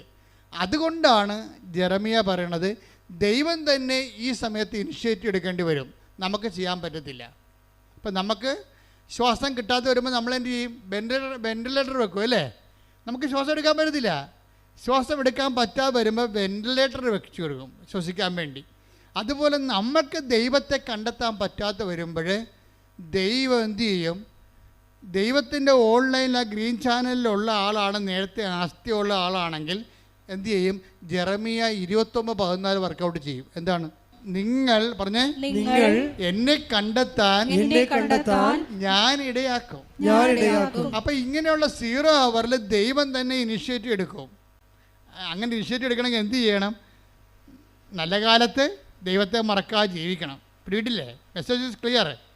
നല്ല കാലത്ത്, ഒരുമാരപ്പെട്ട വലിയ കുഴപ്പമില്ലാത്ത കാലത്ത് നിങ്ങൾ ഉഴപ്പ് കാണിക്കുന്നത് നടത്താം. മനസ്സിലായില്ലേ? കുഴപ്പമില്ലാത്ത കാലത്ത് കുടുംബ പ്രാർത്ഥന ഇല്ലാതെ തിയേറ്ററിൽ സിനിമയിലൊക്കെ ഇപ്പോൾ ഒളിച്ചിരുന്ന് കഴിഞ്ഞാൽ ഇന്നല്ലെങ്കിൽ നാളെ പിടി വീഴുമെന്ന കാര്യം ഒരു ഉറപ്പാണ്. എന്താ? നിങ്ങൾ പോക്രിത്തരം കാണിച്ചില്ല. നിങ്ങൾക്ക് നല്ല കാലത്ത് നിങ്ങൾ കുടുംബ പ്രാർത്ഥന ഇല്ല, ഓരോരോ കാര്യം പറഞ്ഞ് അവർ വന്ന് ബന്ധുക്കൾ ഇവർ വന്ന് ബന്ധുക്കൾ വന്ന് എന്നൊക്കെ പറഞ്ഞുകൊണ്ട് നിങ്ങൾ കുടുംബ പ്രാർത്ഥനയിലൊക്കെ ഉഴപ്പിക്കഴിഞ്ഞാൽ നിങ്ങളപ്പം തന്നെ ടാർഗറ്റായി, ബ്രാൻഡഡായി. അങ്ങനെ ചെയ്താൽ നിങ്ങൾ അനുദപിക്കാൻ മുന്നോട്ട് പോകാൻ പറ്റത്തില്ല നിങ്ങൾക്ക്. അപ്പോൾ അത് നിങ്ങൾക്ക് നല്ല നട്ടെല്ലുണ്ടാകണം. എന്താ കാര്യം? എന്തെല്ലാം പ്രശ്നമുണ്ടാകും, ഏതെല്ലാം എംബ്രാം വന്നാലും ശരി, കർത്താവിൻ്റെ സമയം ഞാൻ നഷ്ടപ്പെടുത്തത്തില്ല. അവിടെ കോംപ്രമൈസ് ഒത്തുതീർപ്പ് ചെയ്യത്തില്ല. പ്രാർത്ഥിച്ച്, കർത്താവേ എന്റെ ജീവിതത്തിലെ എന്ത് തിരക്ക് വന്നാലും എത്ര വലിയ ആൾക്കാരുമായി കണ്ടുമുട്ടേണ്ടി വന്നാലും എന്റെ പ്രാർത്ഥനാ സമയം ഡാമേജ് ആകാതിരിക്കാൻ എന്നെ അഭിഷേകം ചെയ്യണം. കുഞ്ഞിന് രോഗമാണ്, അത് വെന്റിലേറ്ററിലാണ്, ഡോക്ടർ ഡേറ്റ് പറഞ്ഞിരിക്കുന്നു. നമുക്ക് അതിന് ഡോക്ടർ ആശുപത്രിക്കാർ പറഞ്ഞ പൈസ കൊടുക്കാൻ നമുക്ക് പൈസ ഇല്ല, പൈസയ്ക്ക് വേണ്ടി നമ്മൾ തിണ്ടി നടക്കുന്നു, കിട്ടുമോ ഇല്ലെന്ന് അറിയത്തില്ല. ഇങ്ങനെ എല്ലാം കൊണ്ടും നമ്മൾ മുട്ടുകയും വിളിക്കുകയും തിരക്കുകയും അന്വേഷിക്കുകയും ചെയ്യുന്ന കാര്യങ്ങളെല്ലാം നോ നോ നോ നോ എന്ന് പറഞ്ഞ് വാതിൽ നമ്മുടെ മുഖത്തിന് നേരെ കൊട്ടി അടക്കുന്ന സമയത്ത് നമുക്ക് പ്രാർത്ഥിക്കാൻ പറ്റത്തില്ല. ഇങ്ങനൊരു ഹവർ ഉണ്ടാകും നമ്മുടെ ജീവിതത്തിൽ. ആ സമയത്ത് നമ്മൾ തിരക്ക് ദൈവത്തെ തിരക്ക് നടക്കാൻ പറ്റാത്തൊരു സമയമാണത്. ആ സമയത്തുള്ള പ്രൊവിഷൻ എന്താണ്? ദൈവം നമ്മളെ തിരക്ക് വരണം. മനസ്സിലായില്ലേ? ദൈവം നമ്മളെ തിരക്ക് വരണമെന്നുണ്ടെങ്കിൽ ദൈവത്തിന് നീ പ്രിയപ്പെട്ട വ്യക്തിയാകണം. അല്ലെ ദൈവത്തിന് എന്ത് കാര്യം ഈ മരപ്പെട്ട ഇറക്കാൻ പല കാര്യമുണ്ടോ? അത് നിങ്ങൾ ചിന്തിക്കണം. നമുക്ക് ദൈവത്തെ തിരക്കി പോകാൻ പറ്റാത്ത, ദൈവത്തെ കണ്ടുപിടിക്കാൻ പറ്റാത്ത അവസ്ഥയാണ് വരണ സമയത്ത് പിന്നെ ഒരു ഓപ്ഷൻ സാധ്യതയുള്ള എന്താണ്? ദൈവം നമ്മളെ കണ്ടുപിടിക്കണം. ദൈവം നമ്മളെ കണ്ടുപിടിക്കണമെങ്കിൽ എന്ത് ചെയ്യണം? അതാണ് ജെറമ്യ 29:14 പറയണത്. എന്താ പറയണത്? നിങ്ങൾ എന്നെ കണ്ടെത്താൻ ഞാൻ ഇടയാക്കുമെന്ന് കർത്താവ് അരുളിച്ചെയ്യുന്നു. അപ്പോൾ ദൈവം തന്നെ ഇടയാക്കിയാലേ നമുക്ക് ദൈവത്തെ കണ്ടെത്താൻ പറ്റത്തുള്ളൂ. അതാണ് ഒരു സിറ്റുവേഷൻസ്. പക്ഷേ ദൈവം നിങ്ങളെ കണ്ടെത്താൻ ദൈവം തന്നെ ഇനിഷ്യേറ്റീവ് എടുക്കണമെന്നുണ്ടെങ്കിൽ നിങ്ങൾ ആരായിരിക്കണം? നിങ്ങളെ ദൈവത്തിന് നഷ്ടപ്പെടാൻ പാടില്ലാത്ത വ്യക്തിയായി മാറണം. പ്രഷ്യസ് ആയിരിക്കണം. നിങ്ങൾ പ്രഷ്യസ് ആയിട്ടുള്ള നിങ്ങളെ പട്ടിക്കാട്ടത്തിൻ്റെ വില നിങ്ങൾക്ക് ഇല്ലയെന്നുണ്ടെങ്കിൽ ദൈവത്തിന് എന്തിനാണ് ഈ പട്ടിക്കാട്ടത്തിന് പുറകെ നടക്കാൻ പല കാര്യമുണ്ട്. അത് വളരെ സീരിയസ് ആണ്. നിങ്ങളൊരു തങ്കക്കട്ടയായി മാറണം, അല്ല പട്ടിക്കാട്ടമായിട്ടൊരു കാര്യമില്ല. അങ്ങനെ വരുമ്പോൾ ദൈവത്തെ നിങ്ങൾ തിരക്കി നടക്കേണ്ട കാര്യമില്ല. പട്ടിക്കാട്ടത്തിന് പുറകെ വല്ലതും തിരക്കി നടക്കുക. വെയിലിരിക്കണ പാമ്പിന് ആരാ എടുത്ത് തുളവെക്കാൻ പോണത്? നടക്കത്തില്ല. അപ്പം നിങ്ങൾ പ്രഷ്യസായ മാത്രമേ നിങ്ങളുടെ ക്ലേശകാലത്ത് ദൈവം നിങ്ങളെ അന്വേഷിച്ച് വരാൻ പറ്റത്തുള്ളൂ. എന്താ കാര്യം? നിങ്ങൾക്ക് ദൈവത്തെ നിങ്ങൾ നഷ്ടപ്പെടാൻ പാടില്ല. അതിനെന്ത് ചെയ്യണം? നിങ്ങളുടെ നല്ല കാലത്ത് നിങ്ങൾ ദൈവത്തിന് വേണ്ടി മറക്കാതെ ബന്ധുക്കളെ സ്വന്തപ്പെട്ടവരെക്കാൾ ഉപരി ദൈവത്തിന് പ്രാധാന്യം കൊടുത്തുകൊണ്ട് ജീവിക്കണം. കൈയടിച്ച് സ്തുതിക്കട്ടെ. റിലേഷൻ ആൻഡ് സ്പിരിച്വാലിറ്റിയിലേക്ക് വരുമ്പോൾ ഒരു വ്യക്തിയാണ് ദൈവം എന്നുള്ള വിഷയത്തിന് മിഴിവ് കൂടുതൽ കിട്ടുന്നുണ്ട്. എല്ലാ വ്യക്തികളും ഇങ്ങനെ പിരിഞ്ഞ് പോകും. ഇപ്പം ജിഷ ശരിക്കും പറഞ്ഞാൽ ഡൈവേഴ്സ് അല്ല, സെപ്പറേറ്റഡ് ആണ്. തമ്മിൽ കണ്ടിട്ട് വർഷമായി തമ്മിൽ സംസാരിച്ചൊരു വർഷമായി കേസ് നടന്നുകൊണ്ടിരിക്കുകയാണ്. പക്ഷേ ജോലിയുമില്ല, ജീവിതം തീർന്ന് വല്ലാത്തൊരവസ്ഥയാണ്. ഈ സമയത്ത് എന്താണ്? ഇവൾക്ക് ജെറമിയ 29:14 വർക്കൗട്ട് ചെയ്യും. എന്താണ്? ദൈവം ഇവളെ തിരക്കി വരും. കാര്യം ഇവളെ നഷ്ടപ്പെടാൻ പാടില്ല. കാര്യം എന്താണ്? നല്ല കാലത്ത് ഇവൾ ദൈവത്തിന് വേണ്ടി ജീവിച്ചവളാണ്. അതുകൊണ്ട് എന്നാ ചെയ്യും? ഭർത്താവ് സെപ്പറേറ്റഡായി, അതുപോലെ തന്നെ അവർക്ക് ജോലിയുമില്ല, അവർ തമ്മിൽ സംസാരവുമില്ല, കണ്ടിട്ട് മാസങ്ങളായി. ഇങ്ങനെ ഒരു വിഷമസന്ധിയിൽ ഇവൾ കർത്താവേ എനിക്കെന്ത് സംഭവിച്ചെന്ന് ചോദിക്കും. കർത്താവേ എനിക്കെന്ത് സംഭവിച്ചു? ഞാൻ ഇനി എൻ്റെ ജീവിതത്തിൽ എന്താണ്? കേസ് ഇങ്ങനെ വന്നിട്ട് ഇത് ഡൈവേഴ്സായി പോവുമോ? ജോലി ഇല്ലാതാണ്ടായി നിൽക്കുമോ? എൻ്റെ ജീവിതം തീർന്ന് പോവുകയാണല്ലോ, എനിക്കെന്ത് സംഭവിച്ചു എന്ന് ചോദിക്കും. എന്നിട്ട് ഇവളെന്ത് ചെയ്യും? ഇവളെന്താ ചെയ്തുകൊണ്ടിരുന്നത്? അമ്മ പറഞ്ഞിട്ട് ബൈബിൾ അവൾ മുടങ്ങാതെ വായിച്ചുകൊണ്ടിരിക്കുകയായിരുന്നു. അപ്പോൾ ഈ ഒരു വിഷമസന്ധി വന്നപ്പോൾ പെട്ടെന്ന് ഇവൾ ബൈബിൾ എടുത്തിട്ട് വിശ്വാസപ്രമാണം ചൊല്ലി ബൈബിൾ ഓപ്പൺ ചെയ്യും. കർത്താവ് എന്ത് ചെയ്യണം ഞാനെന്ന് ചോദിക്കും. അപ്പോൾ എന്ത് ചെയ്യണം ഞാനെന്ന് ചോദിക്കുമ്പോഴേ ശരിക്കും പറഞ്ഞാൽ എന്താണ്, അതിന് മറുപടി പറയും ദൈവം. ചിലരോട് മറുപടി പറയത്തില്ല, ചിലരോടും ദൈവം മിണ്ടത്തില്ലല്ലോ. ബൈബിൾ തുറന്നാലും ഒന്നും മനസ്സിലാകത്തില്ല. അത് ആമോസ് 8:12 എന്താണ്? കടലെല്ലാം ഞാൻ അന്വേഷിച്ചു, വടക്കും കിഴക്കും അന്വേഷിച്ചു, ഒന്നും ഞാൻ കണ്ടില്ലെന്ന് പറയണത് വെച്ചാൽ എന്നോട് ഒരു വചനവും എനിക്ക് കിട്ടിയില്ലെന്ന് പറയുന്നത് എന്താണ്? നിങ്ങളുടെ ആസ്തിയിൽ ആസ്തി ഭദ്രത ഇല്ല. പക്ഷേ ഇവളങ്ങനെയല്ല, ഇവൾക്ക് ആസ്തി ഭദ്രതയുണ്ട്. ഈ ഉടമ്പടി ഞങ്ങൾ എപ്പോഴും നിങ്ങളോട് പറയും, നിങ്ങൾ ആസ്തി ഉണ്ടാക്കാനുള്ള സമയമാണ്. രോഗികളെ കാണണം. ഇപ്പോൾ കഴിഞ്ഞ ദിവസങ്ങളൊക്കെ ഉള്ള സാക്ഷ്യങ്ങൾ എന്താണ്? എനിക്ക് വേണമെങ്കിൽ ഹോട്ടലിൽ നിന്ന് ചോറ് വാങ്ങിച്ച് കൊടുക്കാമായിരുന്നു, ഞാൻ കൊടുത്തില്ല. ഞാൻ അവിടുത്തെ പോയി അരിയും കറിയും സാധനങ്ങൾ വാങ്ങിച്ച് അവിടെ അടുക്കളയിൽ പോയി ആ ഓൾഡ് മാൻ ആൾക്കാർ താമസിക്കുന്ന അടുക്കളയിൽ പോയി അവിടെ കൂടെ ഇരുന്നുകൊണ്ട് അരി വെച്ച് ഊണാക്കി കറിയാക്കി ഞാൻ അവർക്ക് വിളമ്പി കൊടുത്തു. എന്താ കാര്യം? കർത്താവിനെ പ്രതിയാണ്. എനിക്ക് വേണമെങ്കിൽ ഹോട്ടലിൽ നിന്ന് മുടക്കി കാശ്, അപ്പം ഹോട്ടലിൽ നിന്ന് വാങ്ങിച്ച് ചോറ് കൊടുക്കുമായിരുന്നു, നിസ്സാര കാര്യമായിരുന്നു. അപ്പം ഞാൻ ചെയ്യാതെ കർത്താവിന് വേണ്ടി ഞാനത് ചെയ്തു. അപ്പോൾ എന്താ? ആസ്തി കൂടുകയാണ്. ദൈവത്തിൻ്റെ നാമത്തിനാണ്. ഈ ദൈവത്തിൻ്റെ നാമം എന്ന് പറയുമ്പോൾ ദൈവം നമുക്ക് അനുഭവവേദ്യമാകണതും നമുക്ക് ഇൻട്രാക്ട് ചെയ്യാൻ പറ്റണത് നാമത്തിൻ്റെ ബേസിലാണ്. അതായത് നമ്മുടെ മുമ്പിലുള്ളത് ടാഞ്ചിബിളായിട്ടുള്ളത് നാമമാണ്. ഈ നാമത്തെ ഇപ്പം നമ്മളൊരു സൽപ്രവൃത്തി ചെയ്യുമ്പോൾ നമ്മൾ ആരുടെ നാമത്തിലാണ് ചെയ്യണത്? ഈശോയുടെ നാമത്തിലെ. അപ്പോൾ ദൈവത്തിൻ്റെ കൃപയെല്ലാം, ക്രിസ്തു നേടിയ കൃപയെല്ലാം ഈ ക്രിസ്തു ഇപ്പം നമ്മൾ കണ്ട ഒരു ഐക്കൺ, മൊബൈലിൽ ഒരു ഐക്കൺ നമ്മൾ ടച്ച് ചെയ്ത് കഴിഞ്ഞാൽ ആ ഐക്കണിലുള്ള മുഴുവൻ സംഭവങ്ങളും നമുക്ക് കിട്ടും. അതുപോലെ ക്രിസ്തു ഒരു ഐക്കണായിരിക്കുന്നത് നാമത്തിലാണ്. അതുകൊണ്ടാണ് ഈശോ പറഞ്ഞത്, എൻ്റെ നാമത്തിൽ നിങ്ങളൊരു ഗ്ലാസ് പച്ചവെള്ളം കൊടുത്താൽ ഞാനതിന് പ്രതിഫലം നൽകും. ഈ ക്രിസ്തു ഈ പാപത്തിന് പരിഹാരം ചെയ്ത് പിതാവിൻ്റെ തിരുമനസ്സ് നിറവേറ്റി കഴിഞ്ഞപ്പോൾ പിതാവ് ക്രിസ്തുവിന് നാമത്തെ മഹത്വപ്പെടുത്തി. അതുകൊണ്ടാണ് ഈശോ പറയുന്നത് 17:4 യോഹന്നാനിലെ, പിതാവേ, ഭൂമിയിൽ ഞാൻ അങ്ങയെ മഹത്വപ്പെടുത്തി, അങ്ങേ പക്കൽ എന്നെ മഹത്വപ്പെടുത്തണമേ. അതിൻ്റെ കൂടെ തന്നെ കിടക്കുന്നുണ്ട് അങ്ങയുടെ നാമത്തെ മഹത്വപ്പെടുത്തണമേ എന്ന്. അത് ഇടിമിന്നൽ പോലെ കർത്താവ് പീഡാനുഭവങ്ങളുടെ ഒരു മുന്നാസ്വാദനം പോലെ അനുഭവം കാണുമ്പോൾ ഈശോ പറയും, പിതാവേ, അങ്ങയുടെ നാമത്തെ മഹത്വപ്പെടുത്തണമേ. അപ്പോൾ യേശുക്രിസ്തുവിൻ്റെ ദൗത്യം ചെയ്യാൻ യേശുക്രിസ്തുവിനെ ശക്തീകരിക്കുമ്പോൾ ഓട്ടോമാറ്റിക്കായിട്ട് സംഭവിക്കുന്നത്, യേശുക്രിസ്തുവിൻ്റെ നാമത്തിൻ്റെ മഹത്വം സംഭവിക്കുമ്പോൾ ഓട്ടോമാറ്റിക്കായിട്ട് പിതാവിൻ്റെ നാമത്തെ മഹത്വപ്പെടുത്തുന്നത് പിതാവും യേശുക്രിസ്തുവും പരിശുദ്ധാത്മാവും ഒന്നായത് കൊണ്ടാണ്. ഒരേ സമയം തന്നെ 3 വ്യക്തികളായിരിക്കുകയും സത്തയിൽ ഒന്നായിരിക്കുകയും ചെയ്യുമ്പോൾ അതെല്ലാം വർക്കിംഗ് കണ്ടീഷൻ ആകുന്നത് നാമത്തിൻ്റെ ബേസ്മെൻറ്റിലാണ്. ശ്രുതികട്ട ഹല്ലേലൂയ. ഹല്ലേലൂയ, ഹല്ലേലൂയ, ഹല്ലേലൂയ, ഹല്ലേലൂയ, നന്ദി, ഹല്ലേലൂയ, ഹല്ലേലൂയ.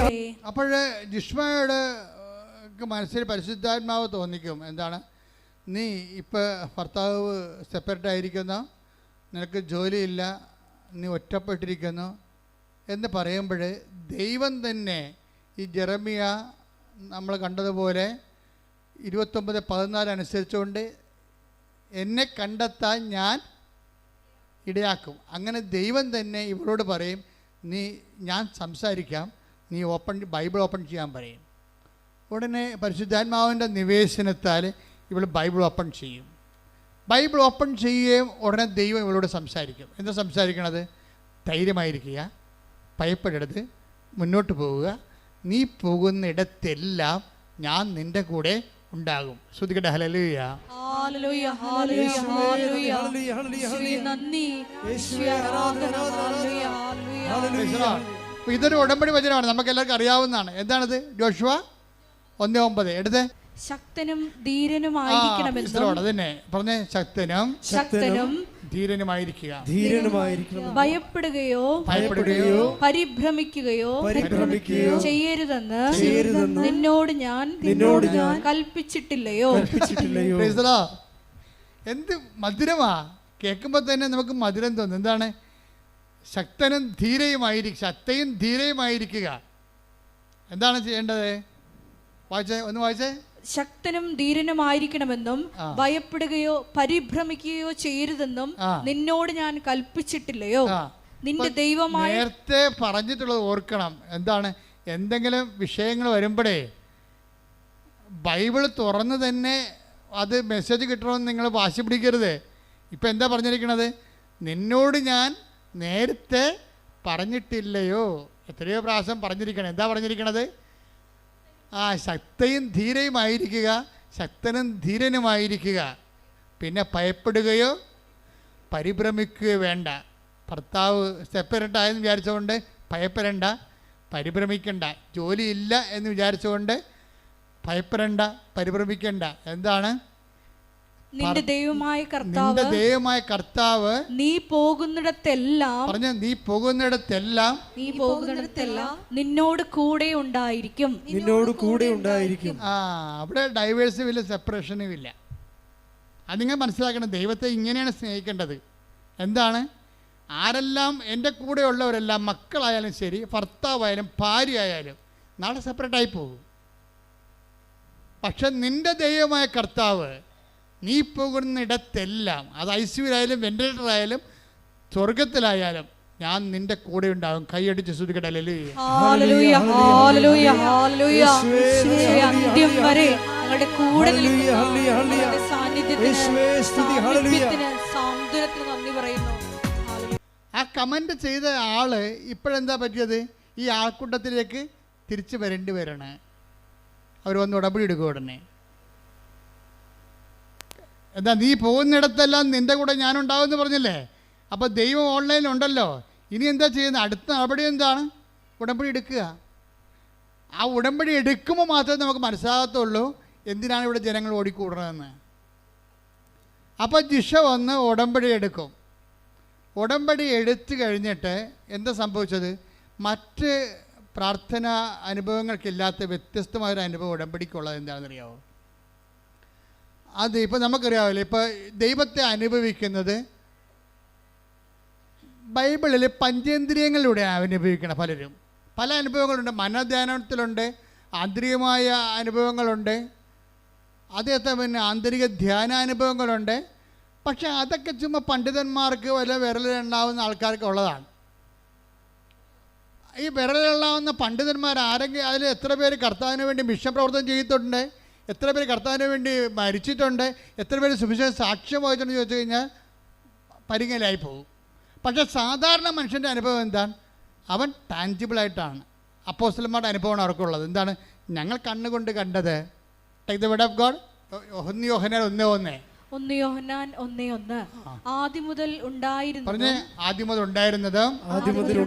ഞങ്ങൾ കേട്ടതും സ്വന്തം കണ്ണുകൊണ്ട് കണ്ടതും സൂക്ഷിച്ചു വീക്ഷിച്ചതും കൈകൊണ്ട് സ്പർശിച്ചതുമായ ജീവന്റെ വചനത്തെ ഞങ്ങൾ അറിയിക്കുന്നു.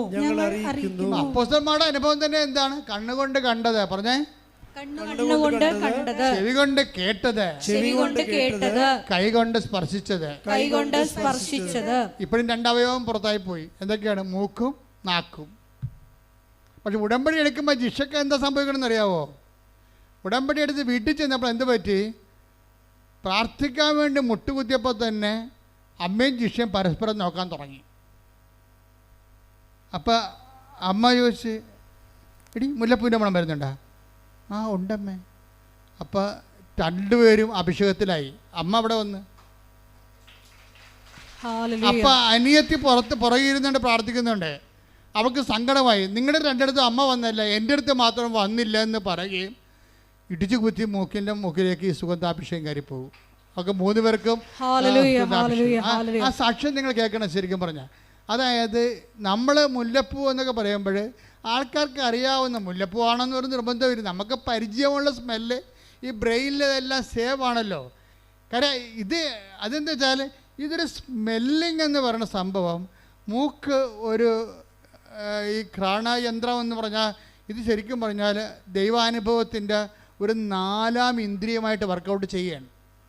അത് ഒരാൾക്ക് മാത്രമല്ല. ഇനിയിപ്പം നാക്കുണ്ട്.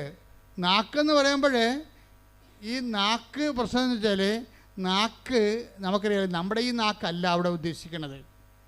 കർത്താവ് എത്ര നല്ലവനെന്ന് take the word of God. ശ്രുതികട്ടെ ഹല്ലേലൂയ, ഹല്ലേലൂയ, ഹല്ലേലൂയ, ഹല്ലേലൂയ. യേശുവേ നന്ദി, ഹല്ലേലൂയ, ഹല്ലേലൂയ. യേശുവേ സ്തുതി, ഹല്ലേലൂയ, ഹല്ലേലൂയ, ഹല്ലേലൂയ. സങ്കീർത്തനം 34:8. കർത്താവ് എത്ര നല്ലവനെന്ന് രുചിച്ചറിയുവിൻ. പറഞ്ഞേ, കർത്താവ് എത്ര നല്ലവനെന്ന് രുചിച്ചറിയുവിൻ. അപ്പം നമ്മൾ ദൈവത്തെക്കുറിച്ച് ചിന്തിക്കുമ്പോഴും ആലോചിക്കുമ്പോഴും ഒക്കെ നമുക്കല്ലാത്ത ഒരു മധുരം നമുക്ക് ആന്തരികമായ ഈ ആന്തരിക രസനയിൽ അനുഭവപ്പെടും. അത് ഒരു അത്തരം അനുഭവങ്ങളിലേക്ക് നമ്മൾ എത്തപ്പെടാൻ വേണ്ടിയാണ് ദൈവം ഈ ക്രമീകരണങ്ങളൊക്കെ നമ്മുടെ ജീവിതത്തിലെ സമ്മർദ്ദങ്ങളൊക്കെ ചെയ്യണത്. ദൈവത്തെ അനുഭവിക്കാനുള്ള, ഇപ്പം തന്നെ കഴിഞ്ഞ ദിവസങ്ങളിൽ ഞാൻ ആദ്യം പറഞ്ഞില്ലേ, ആ സാന്ദ്ര പറഞ്ഞെന്തറിയോ, എനിക്കിപ്പോൾ ജവമാലത്തിലുള്ളത് ജിലേബി കഴിക്കണ പോലെയാണെന്ന്. ജവമാല അധികം ചെല്ലാത്ത ആളായിരുന്നു, പക്ഷെ അഭിഷേകം കിട്ടിയ ആളിനെ അഭിഷേകം കിട്ടിയിട്ട് ജവമാല ചെല്ലുമ്പോൾ ആന്തരിക മധുരം വരികയാണ്. എനിക്കിപ്പോൾ ജപമാല ചെല്ലണത് ജിലേബി കഴിക്കണ പോലെയാണെന്ന്. അത് ഇവൾ പറയണത് ബൈബിൾ വായിക്കുമ്പോൾ എനിക്ക് ആന്തരിക അഭിഷേകം കിട്ടുമെന്നാണ്. ഇത് ആന്തരിക രസനയിലുള്ള ആത്മാവിൻ്റെ നാവിലുള്ള ഒരു മധുരമാണ്, ഒരു അനുഭവമാണ് ശരിക്കും. അത് ബൈബിള് പിന്നെ അത് പറയുന്നുണ്ട് മധുരത്തെക്കുറിച്ച്. Take the word of God. അതായത് സങ്കീർത്തനം 19:10 എടുത്ത്. സങ്കീർത്തനം 19:10. അവ പൊന്നിനെയും തങ്കത്തെയും കാൾ അഭികാമ്യമാണ്, അവ തേനിനെയും തേൻ കട്ടയും കാൾ മധുരമാണ്. സങ്കീർത്തനം ദൈവവചനത്തെ അനുഭവിക്കണത് എങ്ങനെയാണ്? അത് തേനിനേക്കാൾ, സങ്കീർത്തനം 19:10 എന്താ പറയണത്? അത് തേനിനേക്കാളും, പറഞ്ഞേ, അവ തേനിനേക്കാളും തേൻ കട്ടയേക്കാളും മധുരമുള്ളതാണ്. അപ്പൊ നിങ്ങളുടെ അരമണിക്കൂർ വചനം വായിക്കാൻ അച്ഛൻ പറഞ്ഞില്ലേ? അരമണിക്കൂർ വചനം വായിക്കാൻ പറഞ്ഞതിൻ്റെ കാരണം, നിങ്ങൾ 10 കൊല്ലം വായിച്ചിട്ടും വചനം നിങ്ങൾക്ക് തേൻ കട്ടയെ പോലെ മധുരമില്ലെങ്കിൽ നിങ്ങൾ അഭിഷേകത്തിന് വേണ്ടി പ്രാർത്ഥിക്കണം. നിങ്ങളൊരു വർത്തമാന പത്രം വായിക്കണം, ഒരു ബൈബിൾ വായിച്ചിട്ടാണ് നിങ്ങൾക്ക് ആന്തരിക രസനയിൽ ദൈവവചനം മധുരമാകാതിരിക്കണത്. വചനം വായിക്കുന്തോറും നമുക്ക് ഭയങ്കരമായ മധുരിമ, ആന്തരിക മധുരിമ അനുഭവപ്പെടും, സന്തോഷവും. അതുപോലെ തന്നെ വചനത്തിലൂടെ ദൈവം നയിക്കണതും ദൈവത്തിൻ്റെ സ്നേഹം അനുഭവിക്കുന്നതാണ് ഈ മധുരം എന്ന് പറയണത്. അല്ലാതെ പഞ്ചാര എന്ന് പറഞ്ഞിട്ട് നമുക്ക് വായിലിടുമ്പോൾ ഉണ്ടാകുന്ന മധുരമല്ല, ദൈവസ്നേഹമല്ലാതെ അനുഭവിക്കും നമ്മൾ. അപ്പോൾ ദൈവസ്നേഹമായതുകൊണ്ട് അത് വചനത്തിലൂടെ, വചന വായനയിലൂടെ, വചന നിവർത്തീകരണത്തിലൂടെയൊക്കെ, വചന ധ്യാനത്തിലൂടെ അനുഭവിക്കാൻ എളുപ്പമാണ്. അതിന് ഒരു ഭാരം, ഇപ്പം നമുക്ക് ഒരു മിനിമം ഭാരം ഉണ്ടാകുമല്ലോ. ഇപ്പോൾ ഒരു വിമാനം 700 യാത്രക്കാരെയും കൊണ്ട് റൺവേയിലൂടെ ഇങ്ങനെ ഓടിപ്പോകുമ്പോൾ നല്ല അതിൻ്റെ സ്പീഡ് 200 കിലോമീറ്ററാക്കി, പിന്നെ 300 കിലോമീറ്ററാക്കി, പിന്നെ 400 കിലോമീറ്ററാക്കി, 450 കിലോമീറ്റർ സ്പീഡാകുമ്പോൾ അവരുടനെ എൻ്റെ ചിറക് ഇങ്ങനെ അങ്ങോട്ട് നമുക്ക് വിമാനത്തിരിക്കുമ്പോൾ അറിയാൻ പറ്റും. അവ ചിറക് 450 കിലോമീറ്റർ വിമാനം റൺവേയിൽ സ്പീഡായി കഴിഞ്ഞാൽ ചിറക് അവരങ്ങനെ അഡ്ജസ്റ്റ് ചെയ്ത് ഇങ്ങനെ കാറ്റിനെ ഈ ചിറകിൽ പിടിക്കും. അപ്പോൾ ഈ സാധനം പൊന്തിപ്പോവും. ആ കാറ്റിൽ ചിറകിനെ അവർ പിടിക്കാൻ വേണ്ടി അഡ്ജസ്റ്റ്മെൻറ്റ് അവിടെ ചെയ്തിട്ടുണ്ട്. നമുക്ക് നമ്മളെ വിരിങ് സ്റ്റേറ്റ് നോക്കുമ്പോൾ ഈ ചിറകിങ്ങനെ ഇളകിങ്ങനെ ഇങ്ങനെ കാറ്റിനെ പിടിക്കണ കാണാൻ പറ്റും. അപ്പോഴീ വിമാനം നേരെ പൊന്തി വരും. അപ്പോൾ 750 യാത്രക്കാരുടെ വിമാനത്തിൻ്റെ ടൺ എത്രയാണെങ്കിലും ആ ഭാരം ലഘുവായി മാറും. ആ ഭാരത്തിനെല്ലാം കാറ്റും സ്പീഡും കൂടി താങ്ങി നിർത്തും. ഇതുപോലെ വചനം വായിക്കുന്ന ആദ്യകാലം വായിക്കണ്ട, നാളെ പ്രാർത്ഥിക്കാം, ഇപ്പം പ്രാർത്ഥിക്കണ്ട, പിന്നെ പ്രാർത്ഥിക്കാം. അപ്പോൾ മകൻ അവിടെ ഇരുന്ന് പെരിച്ചാഴി പറയും, അമ്മേ ഒരു കൊന്ത 2 ദിവസം ചെല്ലിയാൽ മതി എന്ന് പറയും. അപ്പം തന്നെ ആ പ്രാർത്ഥനാ പുസ്തകം എടുത്ത് അവനെ തലക്കെട്ടടിക്കണം. അതായത് ഒരു തരം ഫ്രോഡും അക്സെപ്റ്റ് ചെയ്യത്തില്ല. ഇന്നല്ലെങ്കിൽ നാളെ പിടിവീഴും. കാരണം എന്താണ്, നിങ്ങൾ അതുകൊണ്ട് തന്നെ ശക്തനും ധീരനുമായിരിക്കുക എന്ന് പറഞ്ഞ പോലെ തന്നെ ദൈവതിരുസന്നിധിയിൽ സത്യത്തോടെ നിൽക്കാൻ നോക്കണം. സത്യത്തോടെ ദൈവത്തിന് മാത്രം 1-ാം സ്ഥാനം കൊടുത്തുകൊണ്ട്, ഇത് പ്രയോറിറ്റി ഓഫ് വാല്യൂ. ഒന്നാമത്തെ കൽപ്പന കവന്നതിനതാണ്, നിൻ്റെ കർത്താവ് ദൈവം, നിൻ്റെ ഭർത്താവല്ല, ഇപ്പം ദൈവം തന്നെയാണ്. ആ ദൈവത്തിൻ്റെ ഒപ്പം നിന്നെ വേറെ ആരെയും വെക്കരുത്. അല്ല, നീ ആരെയും കോംപ്രമൈസ് ചെയ്യിക്കരുത്. ആ വിഷയത്തിൽ ആ കളത്തിൽ കയറി കളിക്കാൻ ആരും അനുവദിക്കരുത്. കഴിഞ്ഞ ദിവസങ്ങളിൽ ഒരു മകന്, പേരെന്നാ, ആശുപത്രിയിൽ കിടന്ന് കുറേ ഒരു നല്ല സാക്ഷ്യം ഉണ്ടായിരുന്നു ഇവിടെ, മറന്നു ഞാൻ പേര്. അപ്പോൾ അയാൾ പറയണത് എന്താ വെച്ച് കഴിഞ്ഞാൽ, എൻ്റെ മകനാണ് എന്നെ ദൈവത്തിനെ ഇപ്പോൾ കാണിച്ചതെന്നാണ് പറയണം.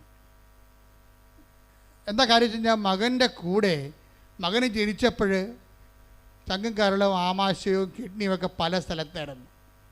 അപ്പോൾ ഡോക്ടർ പല സമയത്ത് ഈ കുഞ്ഞിനെ അബോർട്ട് ചെയ്യാൻ വേണ്ടി, ഇപ്പോൾ ഏതാണ്ട് 95% ആൾക്കാർ, 95,000 ആൾക്കാർ കണ്ടിട്ടുണ്ട്, 1,00,000 ആൾക്കാർ കണ്ടത് ആ സാക്ഷ്യം.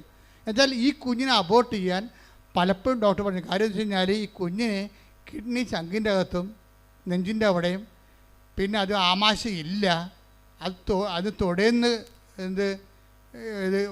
ഇത് വാങ്ങിച്ച് വെച്ചിട്ടാണ്, തൊടേന്ന് ഞരമ്പെടുത്തിട്ടാണ് ആമാശയം രണ്ടാമത് ഉണ്ടാക്കണം. അപ്പോൾ ഇങ്ങനെയൊക്കെ പല അവയവങ്ങളും ഇല്ലാതെ വരും. അതുകൊണ്ട് ജനിക്കുമ്പോൾ തന്നെ ഇത് മരിക്കും. നിങ്ങൾ അബോർട്ട് ചെയ്യണം, നല്ലത് മതി. അപ്പൻ അബോർട്ട് ചെയ്യിക്കത്തില്ല. അപ്പൻ അബോർട്ട് ചെയ്യാതെ വിശ്വാസത്തിൽ തന്നെ അപ്പൻ പിടിച്ച് നിൽക്കും. ആ സാക്ഷ്യം നിങ്ങൾ കേട്ടിട്ടുള്ളവർ ഒന്ന് കൈപൊക്കിക്കേ. അനൂപിൻ്റെ സാക്ഷ്യം. അനൂപ് ഒരു കോംപ്രമൈസ് തയ്യാറാകത്തില്ല. അവസാനം ആ മനുഷ്യൻ വിശ്വാസത്തിൽ ദൈവത്തിൻ്റെ കൂടെ നിന്നുകൊണ്ട് വീണ്ടെടുക്കണ എടുപ്പെന്ന് പറഞ്ഞ ഐതിഹാസികമായ ഒരു ആത്മീയ വിജയത്തിൻ്റെ ചരിത്രമാണ്. കൈയടിച്ച് സ്തുതിക്കണല്ലേ.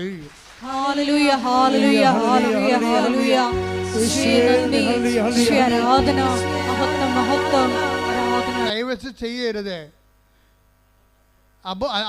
അബോർട്ട് ചെയ്യരുതെന്ന് പറയാൻ കാര്യം എന്താണ്? അയാളുടെ ആസ്തിയാണ്. അയാളെ കുഞ്ഞുനാൾ പോലും മാതാവിൻ്റെ ആളാണ്. അപ്പോൾ ഒരു അറ്റ കൈ ഉണ്ടായാൽ അമ്മ അഭയം തരുമെന്ന് അയാൾക്കറിയാം. അതുകൊണ്ട് പക്ഷേ എന്നാലും പലപ്പോഴും പല പ്രശ്നങ്ങൾ കാരണം, ഈ ആമാശയമില്ലാത്ത കാരണവും അതുപോലെ കിഡ്നികൾ സ്ഥലം മാറിയിരിക്കുന്ന കാരണവും കുഞ്ഞിനെപ്പോഴും ഇഷ്യൂസ് ഡെവലപ്പ് ചെയ്യും. പല ഓപ്പറേഷൻ കഴിയും. ഒരു കൊല്ലമൊക്കെയാണ് ICU കിടന്നത്. 22 ലക്ഷം രൂപയാവാൻ ചിലവ്. എന്നിട്ട് ഫൈറ്റ് ചെയ്യണം. ഡോക്ടർമാർ പറയുക, ഡോക്ടർമാരുടെ ആത്മവിശ്വാസം വരെ പോകുമ്പോഴും ഇവൻ ഈ ഉടുത്ത തുണിയാലെ ഇവിടെ വന്ന് ഉടമ്പടി എടുത്തിട്ടില്ല. ഉടുത്ത തുണിയാലെ അമ്മയെടുത്ത് വരും. അമ്മയെടുത്ത് വന്നിട്ട് പറയും, ഞാൻ അമ്മയ്ക്ക് ഒരാഴ്ച തരും എൻ്റെ കുഞ്ഞിനെ രക്ഷപ്പെടുത്താൻ. അവിടെ നിന്ന് അവൻ പറയും, ഞാൻ ഉടുത്ത തുണിയാലെ ഷേവ് പോലും ചെയ്യാതെ അമ്മയുടെ മുമ്പിൽ വന്ന് നിൽക്കുകയാണ്. ഞാൻ അമ്മയ്ക്ക് ഒരാഴ്ച തരും. ഇന്ന് ശനിയാഴ്ച, അടുത്ത ശനിയാഴ്ചക്കുള്ളിൽ എൻ്റെ കുഞ്ഞ് റെഡിയായിരിക്കണം, ഞാൻ പോകണമെന്ന് പറയും. അത് ആധികാരികതയാണ്. എന്ന് വെച്ച് കഴിഞ്ഞാൽ അങ്ങനെ പറയാനുള്ള ഒരു ചങ്കൂറ്റ് എങ്ങനെ കിട്ടിയതാണത്? നേരത്തെ ദൈവത്തിന് വേണ്ടി ജീവിക്കുമ്പോൾ ആധ്യാത്മിക ജീവിതം നിനക്ക് നൽകുന്ന ഒരു ഈടുവെപ്പാണ്. കൈയടിച്ച് ശ്രദ്ധിക്കട്ടെ. ഹല്ലേലൂയ.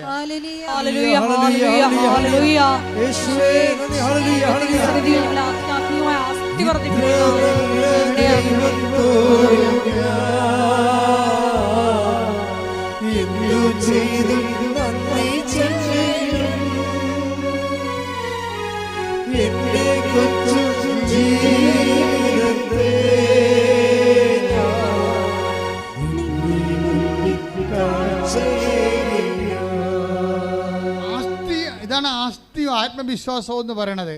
അയാൾ ദൈവത്തെ ഭീഷണിപ്പെടുത്തിയതല്ല, സങ്കടം കൊണ്ട്, തനിക്ക് പറയാനുള്ള അവസാനത്തെ ആളായതുകൊണ്ടും ഇത് കേൾക്കാൻ ബാധ്യതയുള്ള ആളായതുകൊണ്ടും ദൈവപിതാവ് നമ്മളുടെ സങ്കടങ്ങൾക്ക് നമ്മൾക്ക് കൂടെ നിൽക്കാൻ വേണ്ടി ഏൽപ്പിച്ച ആളായതുകൊണ്ടും അമ്മയ്ക്ക് അതിൻ്റെ ഉത്തരവാദിത്തമുള്ളത് കൊണ്ടും ആ ബോധ്യം ഒരു ശിശുവിനെന്ന പോലെ അവന് ഉള്ളത് കൊണ്ടും ദൈവത്തിൻ്റെ സന്നിധിയിൽ അവൻ കുഞ്ഞിനെ സമർപ്പിച്ചുകൊണ്ട് ആ കുഞ്ഞിനെ ജീവനിലേക്ക് കൊണ്ടുവരുന്ന കാഴ്ചയാണ് ആ സാക്ഷ്യം. എന്താ കാര്യം? ഇപ്പം നമ്മൾ കുഞ്ഞ് നോക്കുമ്പോഴേ അവൻ ഓടിക്കളിച്ച് നടക്കണ കാണാം. എത്രയോ പ്രാവശ്യം മരിച്ച കുഞ്ഞിനെയാണിന്ന് അവൻ ഇവിടെ വന്നിട്ട് ഇവിടെ പോലും നിൽക്കാതെ അവൻ ഓടിക്കളിച്ചേക്കും. നമുക്ക് തന്നെ ഈ പറഞ്ഞ കുഞ്ഞാണോ എന്ന് ഓർക്കും. അതുകൊണ്ട് നമ്മൾ സാക്ഷ്യം ഇട്ടപ്പോഴേ ആ കുഞ്ഞിൻ്റെ പഴയ അവസ്ഥകളെല്ലാം ഇട്ടിട്ടുണ്ട്. ആ സാക്ഷ്യം ഇട്ടപ്പോഴേ അവൻ കരിഞ്ഞു പോയതും കറുത്തിരിക്കണതും അവൻ്റെ 16,000 രൂപ അവൻ്റെ മേത്ത് കിടക്കണതും എല്ലാം സാക്ഷ്യത്തിൽ കിടപ്പുണ്ട്. അവനാണോ ഈ ഓടിക്കളഞ്ഞുകൊണ്ടിരിക്കണത് എന്ന് നമുക്ക് തോന്നിപ്പോകും. എന്ന് വെച്ച് കഴിഞ്ഞാൽ ഇതെല്ലാം പുനഃസ്ഥാപിക്കാൻ നിങ്ങൾക്കറിയാമല്ലോ. ഇപ്പം ജിഷ്മയ്ക്ക് എന്താ സംഭവിച്ചത്? ജിഷ്മയോട് എന്താ പറഞ്ഞത്? എൻ്റെ കണ്ണെത്താൻ ഞാൻ ഇടയാക്കും എന്ന് പറഞ്ഞിട്ട് അതിൻ്റെ കൂടെ കുറേ സംഭവങ്ങളുണ്ട്. അതെല്ലാം ഉടമ്പടിയുടെ വാഗ്ദാനങ്ങളാണ്. Take the word of God. എന്നെ കണ്ടെത്താൻ ഞാൻ ഇടയാക്കുമെന്ന് കർത്താവ് അരുളിച്ചെയ്യുന്നു. ഞാൻ നിങ്ങളുടെ ഐശ്വര്യം പുനഃസ്ഥാപിക്കും. കൈയടിക്കട്ടെ, ശ്രദ്ധിക്കട്ടെ. ഹല്ലേലൂയ, ഹല്ലേലൂയ, ഹല്ലേലൂയ, ഹല്ലേലൂയ. ഹല്ലേലൂയ.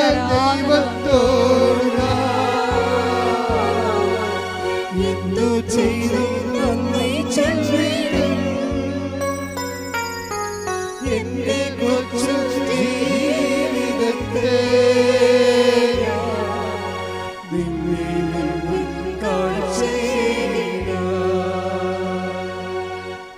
അടുത്ത വചനം വായിച്ചേ.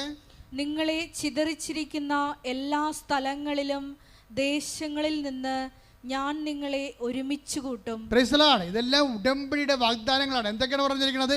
ഒന്ന് പറഞ്ഞേ. എന്നെ കണ്ടെത്താൻ ഞാൻ ഇടയാക്കും. ഞാൻ നിന്റെ ഐശ്വര്യം പുനഃസ്ഥാപിക്കും. നിന്നെ ചിതറിച്ചിരിക്കുന്ന സ്ഥലത്തിൽ നിന്ന് ഞാൻ നിന്നെ കൂട്ടിച്ചേർക്കും. ആർക്കുള്ള വചനമാണിത്? ഇത് ജിഷ്മക്കുള്ള വചനമാണ്. എന്താ കാര്യം അറിയാവോ? ഉടമ്പടി എടുത്ത് കഴിഞ്ഞപ്പോഴേ അവൾക്ക് ജോലി കിട്ടി. അത് ജോലിയില്ലായിരിക്കരുന്ന്. അമ്മ ജോലി കൊടുത്തു, ഗവൺമെൻറ് ജോലി കൊടുത്തു. അപ്പോൾ തന്നെ പിടിച്ചു നിൽക്കാനുള്ള ഒരു തറയായി. പിന്നെ ഒരു കൊല്ലം കഴിഞ്ഞപ്പോൾ കേസ് തീർന്നപ്പോൾ എന്നാ പറ്റി? അവർ തമ്മിൽ വീണ്ടും യോജിച്ചു. അതെന്തിൻ്റെ പ്രകാരമാണ്? അത് ഈ ജെറമ്യ 29:14. എന്താ കാര്യം? അതായത് നിങ്ങളെ ചിതറിച്ചിരിക്കുന്ന സ്ഥലത്ത് നിന്ന്, സെപ്പറേറ്റായ സ്ഥലത്ത് നിന്ന് ഞാൻ നിങ്ങളെ ഒരുമിച്ച് കൂട്ടും. നിങ്ങളുടെ ജീവിത പങ്കാളിയോ മക്കളോ ഭർത്താവോ ഭാര്യയോ ആരും നിങ്ങളിൽ നിന്ന് വേർപെട്ടു പോയാലും ഉടമ്പടി പ്രകാരം അവരെ തിരിച്ചു കൊണ്ടുവന്ന് നിങ്ങളെ ഐക്യപ്പെടുത്താൻ ദൈവം നിങ്ങളെ കാത്തിരിക്കുന്നു. ശ്രദ്ധിക്കട്ടെ. ഹല്ലേലൂയ, ഹല്ലേലൂയ, ഹല്ലേലൂയ. യേശുവേ ആരാധന. ഹല്ലേലൂയ, യേശുവേ ആരാധന. ഹല്ലേലൂയ, ഹല്ലേലൂയ, ഹല്ലേലൂയ.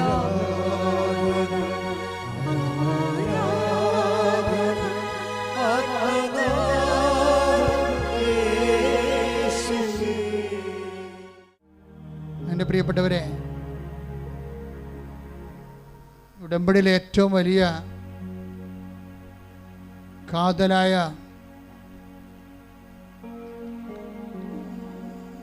ദൈവിക ആനുകൂല്യം എന്ന് പറയുന്നത് ദൈവസന്നിധിയിലുള്ള വ്യാപനമാണ്. ദൈവസന്നിധിയിൽ നമ്മൾ ദൈവസാന്നിധ്യത്തിൽ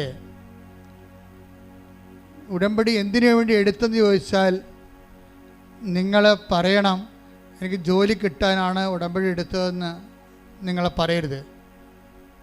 നിങ്ങൾ എന്താണ് പറയേണ്ടത്? എനിക്ക് ദൈവത്തിൻ്റെ മുമ്പിൽ നിൽക്കാൻ വേണ്ടിയാണ് ഞാൻ ഉടമ്പടി എടുത്തതെന്ന് പറയണം. എന്തിനാണ് നിങ്ങൾ ഉടമ്പടി എടുത്തത്? ദൈവത്തിൻ്റെ മുമ്പിൽ നിൽക്കാൻ. ബാക്കിയുള്ളത് ചെയ്യണ ദൈവമാണ്. അല്ല, ഞാൻ ഉടമ്പടി എടുത്തത് ജോലി കിട്ടാനാണ്, പെണ്ണ് കെട്ടാനാണ് എന്ന് നിങ്ങൾ പറയരുത്. നിങ്ങളെന്താ പറയേണ്ടത്? ഞാൻ ഉടമ്പടി എടുത്തത് ദൈവത്തിൻ്റെ മുമ്പിൽ നിൽക്കാൻ. അതാണ് 17:1. Take the word of God. ഉൽപ്പത്തി 17:1.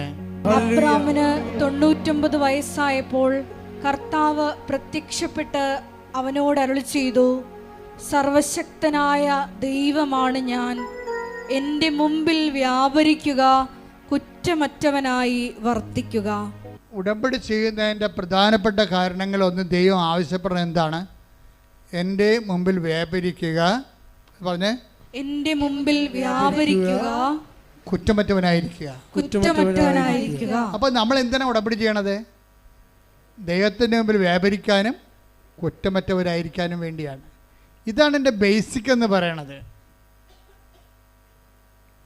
ഉടമ്പടി എടുത്തു കഴിഞ്ഞാൽ നമ്മൾ ദൈവതിരുസന്നിധിയിൽ ദൈവദൃഷ്ടിയിൽ കുറ്റമറ്റവരായി അത് പ്രോസസ്സാണ്. ഓൾനെസ് തടാൻ ചിലപ്പോൾ എല്ലാവർക്കും നടക്കത്തില്ല, പക്ഷെ നമുക്കതിനുവേണ്ടി ശ്രമിക്കാൻ പറ്റും. പ്രാർത്ഥിക്കുക. കർത്താവേ, ഉടമ്പടി പ്രകാരം അങ്ങയുടെ മുമ്പിൽ വ്യാപരിക്കാനും കുറ്റമറ്റവരായിരിക്കാനും എന്നെ സഹായിക്കണമേ. Praise the Lord. ഹല്ലേലൂയ. 17:4 എടുത്തേ. ഇതാ നീയുമായുള്ള എൻ്റെ ഉടമ്പടി. ആരുമായിട്ട്? എബ്രാത്തിനോട് പറയണാണ് ദൈവം. എന്താണ്? നീയുമായിട്ടുള്ള എൻ്റെ ഉടമ്പടി. എൻ്റെ ഉടമ്പടി. അപ്പോൾ 17:4 അനുസരിച്ചിട്ടാണ് ദൈവം 17:1 പറയണത്. എന്തിനാണ്? ഉടമ്പടിക്ക് മുമ്പ് തന്നെ ദൈവം പറയും, ഞാൻ നീയോട് ഉടമ്പടി ചെയ്യാൻ പോവുകയാണ്. ഇതിൻ്റെ പ്രഥമമായ ഉദ്ദേശം എന്താണ്? 17:4 17:4 ഞാൻ നീയുമായിട്ടൊരു ഉടമ്പടി ചെയ്യാൻ പോകുന്നു. എന്തിനാണ് ചെയ്യണത്? 17:1 ഉൽപ്പത്തി പുസ്തകം എന്താ പറയണത്? നീ എൻ്റെ മുമ്പാകെ വ്യാപരിക്കണം, കുറ്റമറ്റവളായിരിക്കണം, കുറ്റമറ്റവനായിരിക്കണം. പിടിയിട്ടില്ലേ? അപ്പോൾ ഉടമ്പടിയുടെ പ്രഥമ ഉദ്ദേശം IELTS പാസ്സാകാനും OET പാസ്സാകാനും അല്ല. പ്രഥമ ഉദ്ദേശം എന്താണ്? PR കിട്ടാനല്ല, PR കിട്ടാനാ. പ്രഥമ ഉദ്ദേശം എന്ന് പറയണത് ദൈവത്തിൻ്റെ മുമ്പാകെ വ്യാപരിക്കാൻ. അതിനുവേണ്ടി നമ്മൾ രോഗികളെ പോയി കാണും, അവൻ പറയണ പോലെ ചെയ്യും, വസ്ത്രമില്ലാത്തവർക്ക് വസ്ത്രം കൊടുക്കും, സമാധാനത്തോടെ ജീവിക്കും, ആളുടെ കഴുത്തിലും കയറാൻ പോകത്തില്ല. കഴുത്തിൽ കയറുന്നവരെ നമ്മൾ നല്ല ഉപദേശം കൊടുത്തിട്ട് കർത്താവിൻ്റെ വചനത്തേക്ക് നയിക്കും. അങ്ങനെ നമ്മൾ സൽപ്രവൃത്തി ചെയ്തുകൊണ്ട് കർത്താവിൻ്റെ മുമ്പാകെ വ്യാപരിക്കും. കൈയടിച്ച് ശ്രദ്ധിക്കട്ടെ.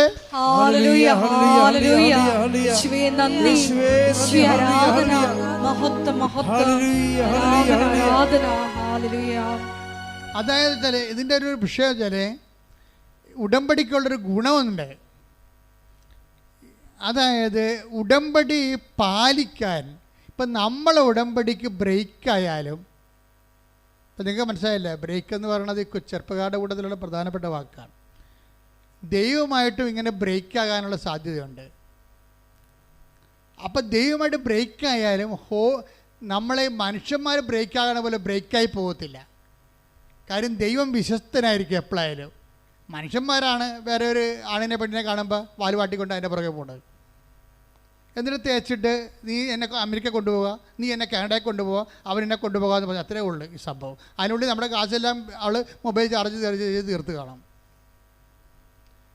അപ്പം മനുഷ്യന്മാർ പെട്ടെന്ന് തേക്കും, പക്ഷെ ദൈവത്തിന് തേക്കാൻ പറ്റത്തില്ല. പക്ഷെ ദൈവം എങ്ങനെയാണെന്നറിയാവോ? ദൈവം നീ ദൈവത്തിന് ബ്രേക്ക് ചെയ്താലും ദൈവം നിന്നെ ബ്രേക്ക് ചെയ്യത്തില്ല. അത് ഏറ്റവും കൂടുതൽ അറിയാവുന്ന ആർക്കാണെന്ന് അറിയാവോ? ദാവീദിനാണ്. ദാവീദ് അഭ്യാസം മൊത്തം കാണിച്ചു തരുന്നത് നിങ്ങൾക്കറിയാമല്ലോ, ദാവീദിൻ്റെ കഥ അറിയാമല്ലോ. പക്ഷെ ദാവീദ് പറയും, എൻ്റെ കയ്യിൽ നിന്ന് അബദ്ധം സംഭവിച്ചതാണ്, പക്ഷേ ഉടമ്പടി പ്രകാരം ഞാൻ നിൻ്റെ മുമ്പിലായിരുന്നു, നീ നിൻ്റെ മുമ്പിൽ നിന്ന് എന്നെ സങ്കീർത്തനം 51:11 അങ്ങയുടെ സന്നിധിയിൽ നിന്ന് എന്നെ തള്ളിക്കളയരുതേ, അങ്ങയുടെ പരിശുദ്ധാത്മാവിനെ എന്നിൽ നിന്ന് എടുത്തു കളയരുതേ. അതായത് സന്നിധിയിൽ നിന്ന് തള്ളിക്കളയണതും പരിശുദ്ധാത്മാവിനെ എടുത്തു കളയണതും ദാവീദിന് ഒരു വിഷയമാണ്. ഒരിക്കൽ നൽകിയ പരിശുദ്ധാത്മാവിനെ റിട്ടേൺ ചെയ്താൽ അതിൻ്റെ അർത്ഥം ദൈവത്തിൻ്റെ സന്നിധിയിൽ നിന്ന് നീ പുറത്തു പോയെന്നതിൻ്റെ അർത്ഥം. ജെറമിയ 14:21 എടുത്ത് ശ്രദ്ധിക്കട്ടെ. ഹല്ലേലൂയ ഹല്ലേലൂയ ഹല്ലേലൂയ ഹല്ലേലൂയ ഹല്ലേലൂയ ഹല്ലേലൂയ യേശുവേ നന്ദി. ഹല്ലേലൂയ ഹല്ലേലൂയ. ജെറമിയ 14:21 അങ്ങയുടെ നാമത്തെ പ്രതി ഞങ്ങളെ നിരാകരിക്കരുതേ, അങ്ങയുടെ മഹത്വത്തിന്റെ സിംഹാസനത്തെ അവമാനിക്കരുതേ, ഞങ്ങളുമായുള്ള അങ്ങയുടെ ഉടമ്പടി അനുസ്മരിക്കണമേ, അത് ലംഘിക്കരുതേ. ദൈവത്തോട് പറയണാണ്. എന്താണ് ജെറമ്യാ 21:14 എന്താ പറയണത്? 14:21 എന്താണ്? അങ്ങയുമായിട്ടുള്ള ഉടമ്പടി അങ്ങ് ലംഘിക്കരുതേ. എന്ന് വെച്ചാൽ ലംഘിക്കാനുള്ള സാഹചര്യം ചിലത് മനുഷ്യന്മാർക്ക് ഉണ്ടായിപ്പോവും. പക്ഷേ അപ്പോഴും ഈ സങ്കീർത്തകന് ജെറമ്യായ്ക്ക് ഭയങ്കര പ്രതീക്ഷയാണ്. എന്താണ്? ദൈവത്തിൻ്റെ ഭാഗത്ത് എൻ്റെ ഉടമ്പടി ഇപ്പോഴും വാല്യൂ ആണ്. ആ ഒരു ബോധം നമുക്കുണ്ടാകണം. അല്ല നിങ്ങൾ വീണു പോയെന്ന് പറഞ്ഞുകൊണ്ട് ദൈവം വീണു പോയെന്ന് ചിന്തിക്കരുത്. നിങ്ങൾ എഴുന്നേറ്റ് വരണം. ശ്രദ്ധിക്കട്ടെ.